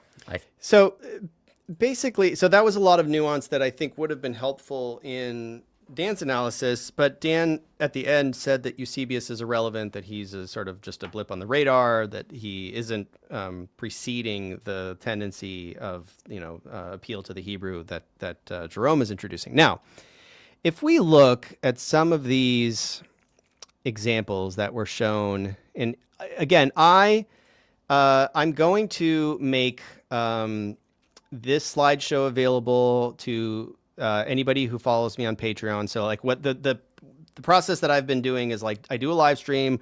I put together a slideshow for the live stream. I put some speaker notes in the slideshow with explanations, and then I make it available as like a Patreon post, and I give people access, like exclusive access to Patreon supporters, to patrons.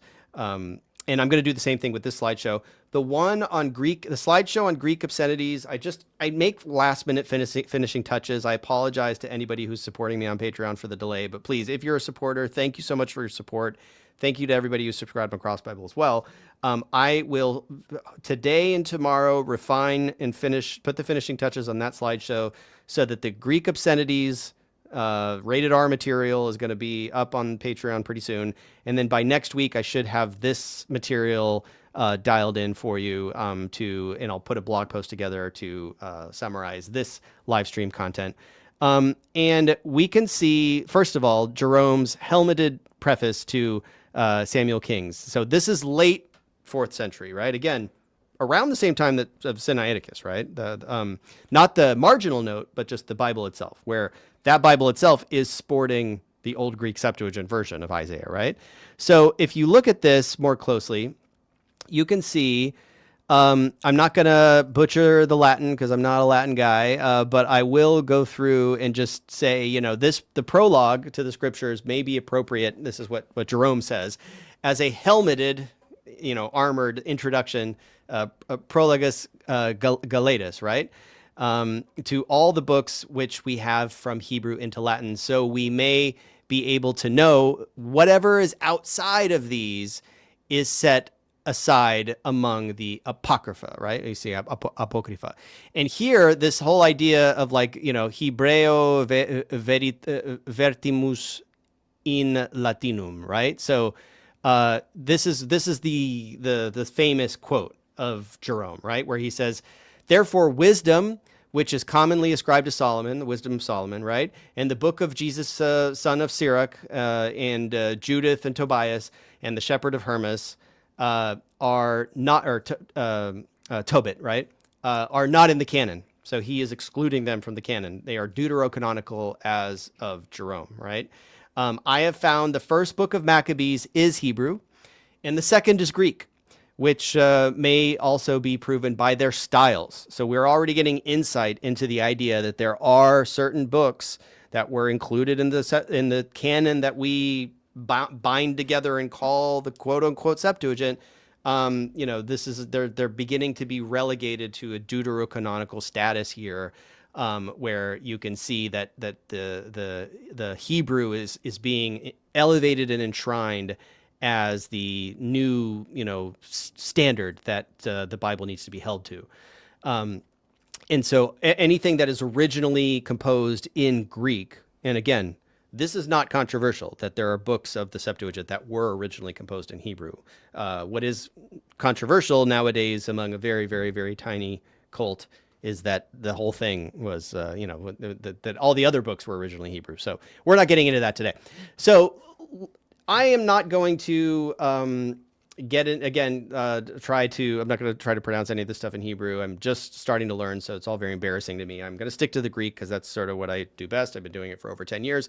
But you can see here, this is the JPS Tanakh that I pulled from the Sephria website that is more or less, aligned with the Hebrew here, just to show you kind of this, supposedly, faithful translation in English that's coming directly from the Masoretic text, right? Or at least it's supposed to be.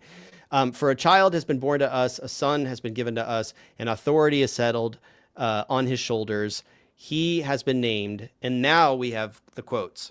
The mighty God is planning grace, the eternal Father, a peaceable ruler, right? So they're putting in quotes this entire name, but the name itself is translated here as a clause. So, the planning part is the vuli in Greek, right? The council. And so here we actually do have El Gabor, right? Like the mighty God is planning grace. That's the English syntax that they gave. The eternal Father, a peaceable ruler, right? So this is considered to be MT aligned, right? Like Masoretic text aligned translation in English. And I think somebody dropped a chat earlier. Wow, thank you to everybody who's stuck with me, by the way, for all of this super nerdy stuff. I'm really glad that everybody's shedding light on this nerdy stuff. So this was Vayikra Shemo, right? The verb, right? So Peleyoetz El Gibor Abiad. So the subject is God, and then the object Hezekiah. That's the complete grammatical clause. So without getting into the Hebrew grammar, because you can go elsewhere for that, let's just look at the Legacy Standard Bible, because that's the one that they were talking about that I don't have in Cross Bible yet, by the way, but I will hopefully get it up for people who like this Bible. This was what they were discussing earlier on. This is what Wes and John Meade were discussing. And you can see here that the LSB has, for a child will be born to us, a son will be given to us, and the government will rest, or be is in the footnote, on his shoulders, and his name will be called Wonderful Counselor. Wonderful Counselor that's the Greek, right? Mighty God, El Gabor, right? Eternal Father, Prince of Peace. So they're just giving names, right? Like Wonderful Counselor, Mighty God, Eternal Father, Prince of Peace. This is the LSB, right? So they are giving you, this isn't translating from the Septuagint, but it does give you wonderful Counselor. And in Codex Sinaiticus, this is the reading we have in Codex Sinaiticus. And again, the bottom part was cut off in the presentation there. Otipedio negenithimin, for a child was born to us, Ios kedothimin, and the son was given to us, Uiarchia egenethi, of whom the ruler came to be, epitu omuaftu, upon his shoulder, kekalite to onomaftu, and his name is called Megalis Vulis Angelos, messenger of great counsel, right? Where angelos is rendered here as messenger, but angelos is also a divine messenger, which is where we get the word angel, right? But it doesn't end there, because then the next part is paraphrased as axohar irinin, right? For I will bring peace, epitus archondas keigian afto, right? Upon the princes, and will bring health to him.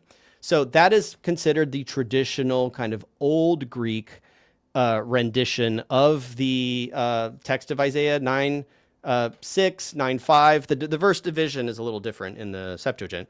And then you get the intrusion of this later marginal or footnote that's pointing just directly under that portion of the text. I've inserted some division here so you can actually see what it's saying is Thavmastos Simvulos, right? Wonderful Counselor. Theos, which is a nominum sacrum, right? It's just the abbreviation of God, so they don't write out God, right? Theos is Hieros, right? So this is mighty God, right? And so this is something that the Septuagint does not have. It does not translate El there as God. It translates it as angelos, right? Because they want to sort of demote it to a divine being and not the God, El. Exousiastis archon irinis, right? The ruler of authorities of peace. So this is different now. And then patirtu melondos eonos. So patirtu melondos eonos, the father of the coming age. That is what is in the footnote. And what John Meade was presenting was basically the idea that this footnote is just clarifying for the reader that this is what it's supposed to say, right? Or this is what the Hebrew says. The thing that should be pointed out here is that the body of the text is giving you the OG version, right? It's giving you the Septuagintal reading. That's what this Bible is presenting you. It is not presenting it is not like enshrining this as somehow, at least the original author is not presenting this as somehow superior to the text that they actually have in the Bible itself, right? This is just a footnote. So the footnote already, even though it's late and it's added in there, and then, they put the arrow there, and then they put the arrow in the text to say this is what this pertains to. this footnote was probably not invented by the person who put it in there, because it is in Eusebius. And this is the weird thing. I'm not going to go back, but if you rewind and watch the part of Eusebius, this is Eusebius's proof of the gospel, which is early 4th century as far as I'm aware, right? So this text predates Codex Sinaiticus, predates Jerome, right? Am I wrong? So why is Eusebius irrelevant? I don't know. I don't know why Dan said Eusebius is irrelevant. I think he just wants to indicate that Eusebius is not indicative of a tendency that then Jerome capitalizes on. But let's look at what he says. So in the first part of what he says, this is in book 7, 1, section 135, and I got this from the TLG database.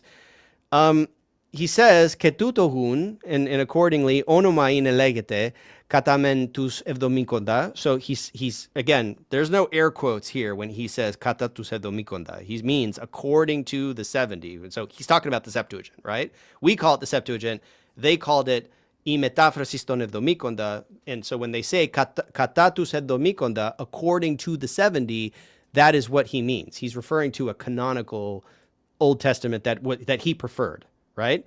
But he says, Keostina, okay, so katamen tus evdomikonda megalis vulis angelos. So according to the 70, it says messenger of great counsel or angel of great counsel, right? Keostina ton antigraphonehi thavmastos símvulos, right? So in some of the copies have it as wonderful counsel, theos ischiros, exousiastis, archon irinis, patir tu melondos eonos. What is that? That is our footnote. That's our footnote in the Septuagint. Eusebius has it absolutely verbatim. So I would postulate, I don't know, maybe Dan looked into this and just didn't feel it was worth mentioning, but whoever inserted this footnote is giving you exactly the same reading that Eusebius gave us, right? And Eusebius is just saying that, ostina ton antigraphonehi. So ostina, like it's just according to some copies, antigraphon in the plural, right? Plural copies. They have a reading in Greek.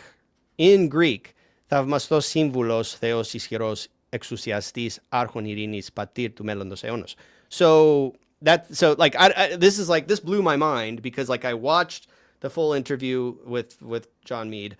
I watched the response. I watched John Meade appeal to Eusebius and jump straight to this because I guess he was looking for what Eusebius had to say about Aquila and Symmachus, because he runs through all of these Jewish revisions to the Septuagint, but this was the major omission. If I were collaborating with Dan McClellan on his response, I would have nailed him on this. I would not have, and when I mean nailed, I mean I would have just sort of politely pointed this out. Hey guys, why aren't we talking about this part of Eusebius that literally matches? Why are we even appealing? This is the thing. If the entire critique that we're here to discuss today is that Dr. John Meade admitted inadmissible evidence for this phenomenon, and he's see, this footnote proves something, and we're saying that no, this footnote proves nothing because it's too late.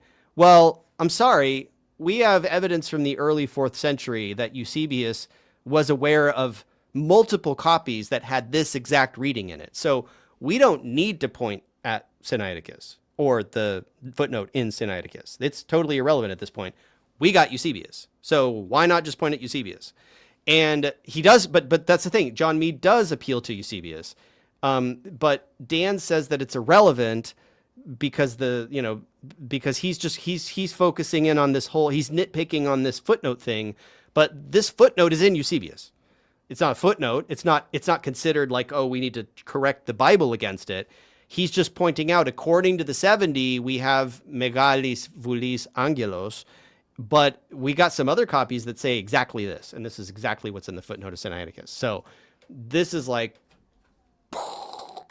I don't know why this didn't come up, but you just need to go a little bit prior to the part of Eusebius that John Meade actually did quote, which was this, right? So, but according to the Hebrew, as Aquila says, right? So he's basically appealing to Aquila, Aquilas. He's saying, katadeto Evraikon, right, according to the Hebrew, but then he appeals to a Greek translation of the Hebrew, os omen Aquilas physin, ότι παιδίον εγεννήθη ημίν, Υιός εδόθη ημίν, και εγένετο μέτρον, επόμου αυτού. So this is like a slightly different wording in the Greek from the old Greek version that we saw earlier. Και εκάλεσε το όνομα αυτού, θαυμαστός σύμβουλος, ισχυρός, δυνατός, πατήρ έτη. So what did Aquila do here? Aquila didn't put ischiros theos. He doesn't have mighty God.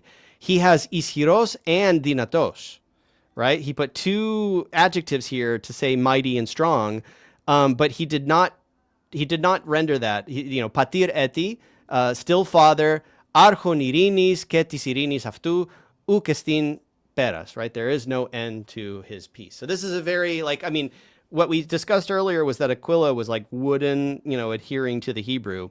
But again, we don't have mighty God here. We have it here. So Eusebius doesn't tell us what sources have mighty God. He says that, there are multiple copies that have that. Theos ischiros. Here we just have him quoting Aquila, and it's just ischiros. There's no theos ischiros. And then he says, os deosimachos, and as Symmachus says, Neanias gar εδόθη ημίν, Υιός εδόθη ημίν, και έστε η παιδεία αυτού. So for a young man was given to us, a son was given to us, and his discipline shall be upon his shoulder, and his name shall be called, και κληθήσετε το όνομα αυτού. And then we got paradoxasmos, astonishment, vουλευτικός, counselor-like, ischiros, dinatos, strong, mighty. Again, no theos in there. Πατήρ αιώνος, άρχον ειρήνης, και της ειρήνης αυτού ukestin peras, right? So the father of the age, prince of peace, and his peace and of his peace there is no end.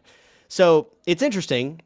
Eusebius gives us a reading that exactly matches that footnote in Sinaiticus. He tells us according to the Hebrew, in other words, according to Aquila's rendition of the Hebrew, it says this, and then Symmachus says this, and then ukun u haplos angelos, right? Therefore, he is not simply an angel or a messenger, right? And he could mean either one. Katatus evdomikonda, according to the 70, right? So according to 70, he's not simply that. Allah tis megalis vulis angelos, right? But he's an angel of great counsel. Και θαυμαστός σύμβουλος, and mighty counselor. Και θεός ισχυρός, and mighty God. Again, he puts that in there. Και εξουσιαστής, και άρχον ειρήνης, and ruler and prince of peace, και πατήρ του μέλλοντος αιώνος, and etc. So it is proclaimed through these things to be born and to be a child. And you would have already in earlier passages the word of God, right? To theologon, right? To theologos. Proclaimed in various ways as God and Lord, and there we give Theos, Kyrios, and at the same time, the same one named Angel of the Father and Commander-in-Chief and of the power of the Lord. So, is Eusebius irrelevant? I don't know why I guess Eusebius is irrelevant with respect to the later footnote, right? If we're arguing that like that later footnote is inadmissible and we want to quarantine that evidence, I don't see how Eusebius is irrelevant, because Eusebius is giving us the text of that footnote centuries earlier, right? So I don't know. I think Eusebius is very, very relevant. And then let's look at Hippolytus, right? Hippolytus, what was his opinion of Symmachus, right? Because this is early 3rd century, right? Ο δε σύμμαχος του εκδόντος λιμώ και τακτίνη αυτόν, right? So in Symmachus renders, he's talking about Psalm 77 in the LXX, right? The one who delivered their livestock to pestilence and their possessions to birds of prey. So he's saying, for having received a sudden death all at once, they became a feast for flesh-eating birds. So he's just discussing difference in wording, and he says, κατά δε τους εβδομήκοντα, right? But according to the 70, it does not say this, ou tutolegi, and then he gives a variant reading, right? And so here you have Hippolytus saying Symmachus has this, but according to the 70, we have this, right? And he's not putting Septuagint in air quotes. For them, it is just ήμεταύση των εβδομήκοντα. And we have early 3rd century appeal to Symmachus just to consult what are the Jewish translators doing to their Old Testament, right? They still have their Greek version, but they are consulting. So like the thesis that John Meade was trying to put forward was that early Christians are consulting the Jewish recensions of the Septuagint just to sort of see what it says. They're not it's not overthrowing the Septuagint, but they're definitely consulting it. They're aware of it. They're consulting it. They're talking about it. They're writing about it. That is true. That is objectively true, and we see evidence of it here. And Eusebius is like a big smoking gun. So we don't need to appeal to a 5th or 6th century footnote of a reading that Eusebius already gives us, right? We know that this is a thing. Origin, right? Somebody mentioned origin, right? So here we see to domnion peri ta onomata sfalma polahu to nomu. So, and a similar error concerning names can be seen in many places of the law and the prophets. Keton propheton estin idin. So, as we have ascertained, os ikrivosamen apo Evreon mάθοντας, right? So by learning from Hebrews, right? From Hebrew people, not from Hebrew scriptures, right? Just from the people. Ketis antigraphis αυτών, and their copies, ta ἡμητέρα συγκρίναντες. So he's referring to their copies, comparing them to our copies. What are our copies? Well, our copies are ἡμετάφρασις των εδωμίκοντα, right? So it's like they're still an us versus them, but what they're doing is still of interest, right? To Origin, right? Because martirithisin ipoton midepo, right? Διαστραφισόν εκδόσεων ακύλου και θεοδοτίωνος και συμμάχου.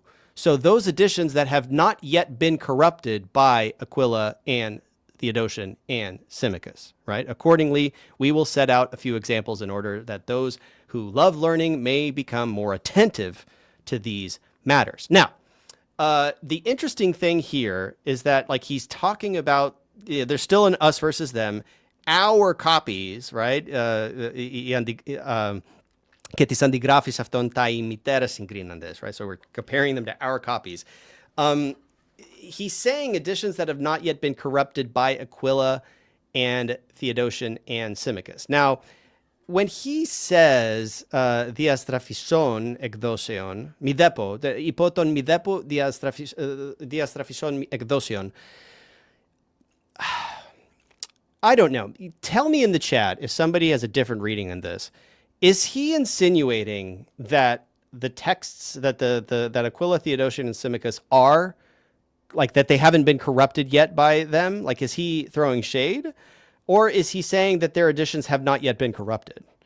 I feel like it could go either way in the Greek, but if he's talking about learning from the Hebrews and taking their copies and comparing them to ours, and again, he's not talking about comparing their Hebrew to our Greek. He's talking about comparing their Greek to our Greek. That's the thing. This is like an inter-Hellenistic dialogue here. Clearly, there's interest in what's going on over on the Jewish side of things, of the Jewish side of the aisle, right? And sorry, this is just the same slide. I'll clean these slides up before I release them on Patreon.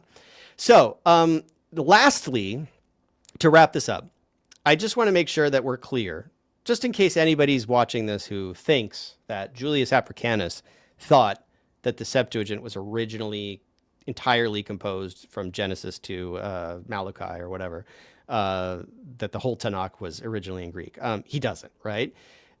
Because when he's talking, again, we just looked at what Origen said, right? And Origen is very much keen on the Septuagint, right? And Africanus is simply telling him that when you engaged in sacred dialogue against the ignorant man, you recalled Daniel's prophecy from his youth, right? So he quotes Daniel from the Greek edition. And as was fitting, I welcomed it at the time. Yet I marveled how this portion of the book, and he's referring to Susanna, right? The Greek edition, escaped your notice, being spurious as it is, right? And he's referring, like, specifically, θαυμάζω δε πως ελαθέσε το μέρος τούτο του βιβλίου κίβδηλον on, right? Spurious. For this passage, though an elegant composition, proves to be a modern work and a fabrication and is shown to be refuted in many ways. So when one of them claimed it was under a holm oak, right? Ipoprinon ephasken, he replies that the angel will saw him asunder, right? Apokrinete prisin.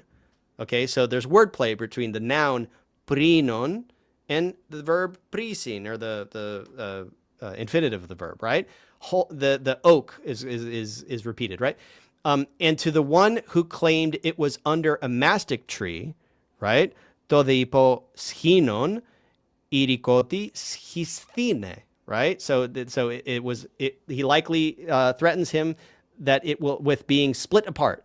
So the mastic tree and split apart doesn't go, there's no wordplay in Hebrew if you back translate it into Hebrew. So these have to be based on style and wordplay and these rhyming schemes. This is original Greek. Like in Greek, such wordplay, saw resembling home oak, right? Prinon prise, and split resembling mastic tree, schise skinon. That the wordplay works. But in Hebrew, this correspondence is entirely absent. Yet everything contained in the Old Testament was translated ex Hebreon vetiselisi, right? So from Hebrew into Greek, not from the Hebrew language into Greek, but from the Hebrews, from their Bible into the Greek Bible. That was the direction of everything else except for these additions to Daniel, right? And you said that you regarded this passage as somewhat elegant. And this was Origen's response to Africanus, right? Where he says, like, okay, I see what you're doing here. Okay, I see the similarity between prinos and prisis and skinos and skisis. Like, okay, this works, right? You're claiming that such wordplay works in Greek, but has no equivalent in Hebrew. Now then, in response to this, and he says a lot of stuff. I condensed it, right? Consider what we ought to do, not just regarding Susanna, which appears in Greek copies and is read in every Church of Christ, but is absent from the Hebrew texts, nor only concerning the two other sections at the end of the book of Daniel, which is, the bell and the dragon, which likewise are found in our copies of Daniel. Again, our being the Septuagint, not the Hebrew, but not in Hebrew. But also regarding many other passages, which, when comparing our copies with the Hebrew manuscripts, right? And what is he comparing? Which Hebrew manuscripts is he comparing to? Is it Aquila and Symmachus and Theodotion, right? Or does he really mean Hebrew, right? That's another question. But comparing our copies to Hebrew manuscripts, we have found to differ in numerous places, right? So what he's observing there is that, yeah, there's a stark difference between the Hebrew and the Greek in general, not just in those particular. So he's like, why are you only mentioning those points of divergence? There are lots of points of divergence. And that's the point, because at the time of their writing, you're already getting revisions of the Greek towards the Proto-Masoretic text, because the Greek, dun, dun, dun, is based on a different textual tradition.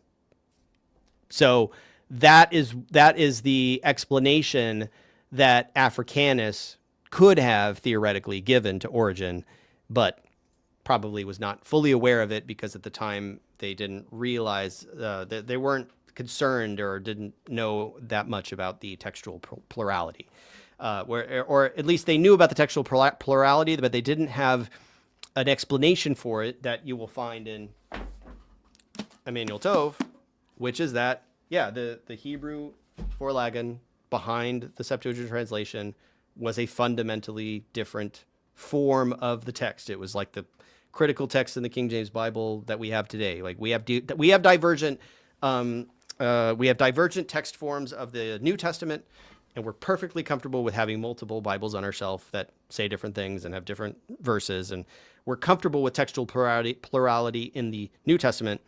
But a lot of people are uncomfortable with the idea of textual plurality of the Hebrew Bible, mainly because of the stability of the Masoretic text tradition, right? Like the Masoretic text is so stable for such a long period of time and so well preserved that anything diverging from it ends up getting stigmatized, at least especially in Greek and Jewish circles and in Protestant circles, right? So what you have here, the conflict that you have here, really, in a nutshell, to sum all this up, is you have Wes Huff and Dr. John Meade giving a very presenting this evidence through an evangelical Christian lens that is very much in favor of the MT only paradigm, right? Like the Masoretic text-only paradigm. They are interpreting this evidence through this lens. They are presenting this evidence through this lens. And they are framing it in a way to make it, to basically diminish the value of the Septuagint. Like, it is very much like, this feels like a polemic against the Septuagint on their end, from my perspective, right? Like, my interpretation. That basically, oh yeah, the Septuagint is nice and it's important, but like, it's like not really, like, that shouldn't be your main thing, right?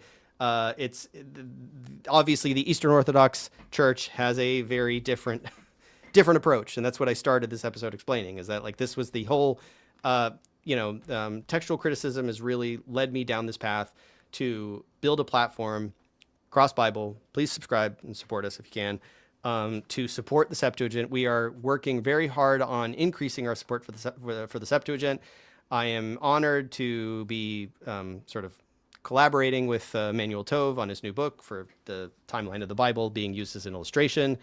I'm trying to perfect that. I continually update the notes.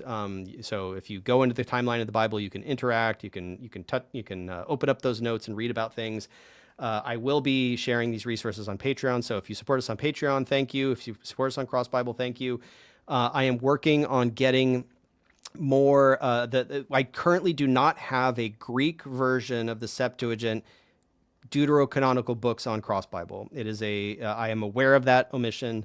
I apologize. The data sources that I compiled a lot of the Bibles I have on Cross Bible from data sources that are curated and administered by Protestants. So they literally they take this like wonderful collection of data that includes the Greek Septuagint, and they just hack out. They cut the deuterocanonical books out of it. And so like, I have to chase that stuff down.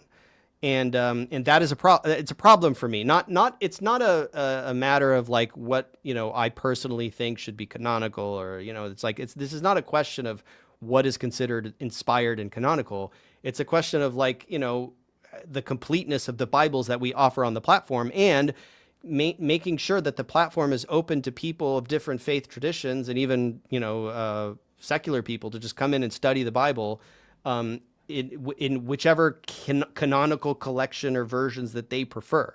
So the ESV that we present on Cross Bible is the Catholic edition. So it includes the Deuterocanon. The NRSV is also the Catholic edition.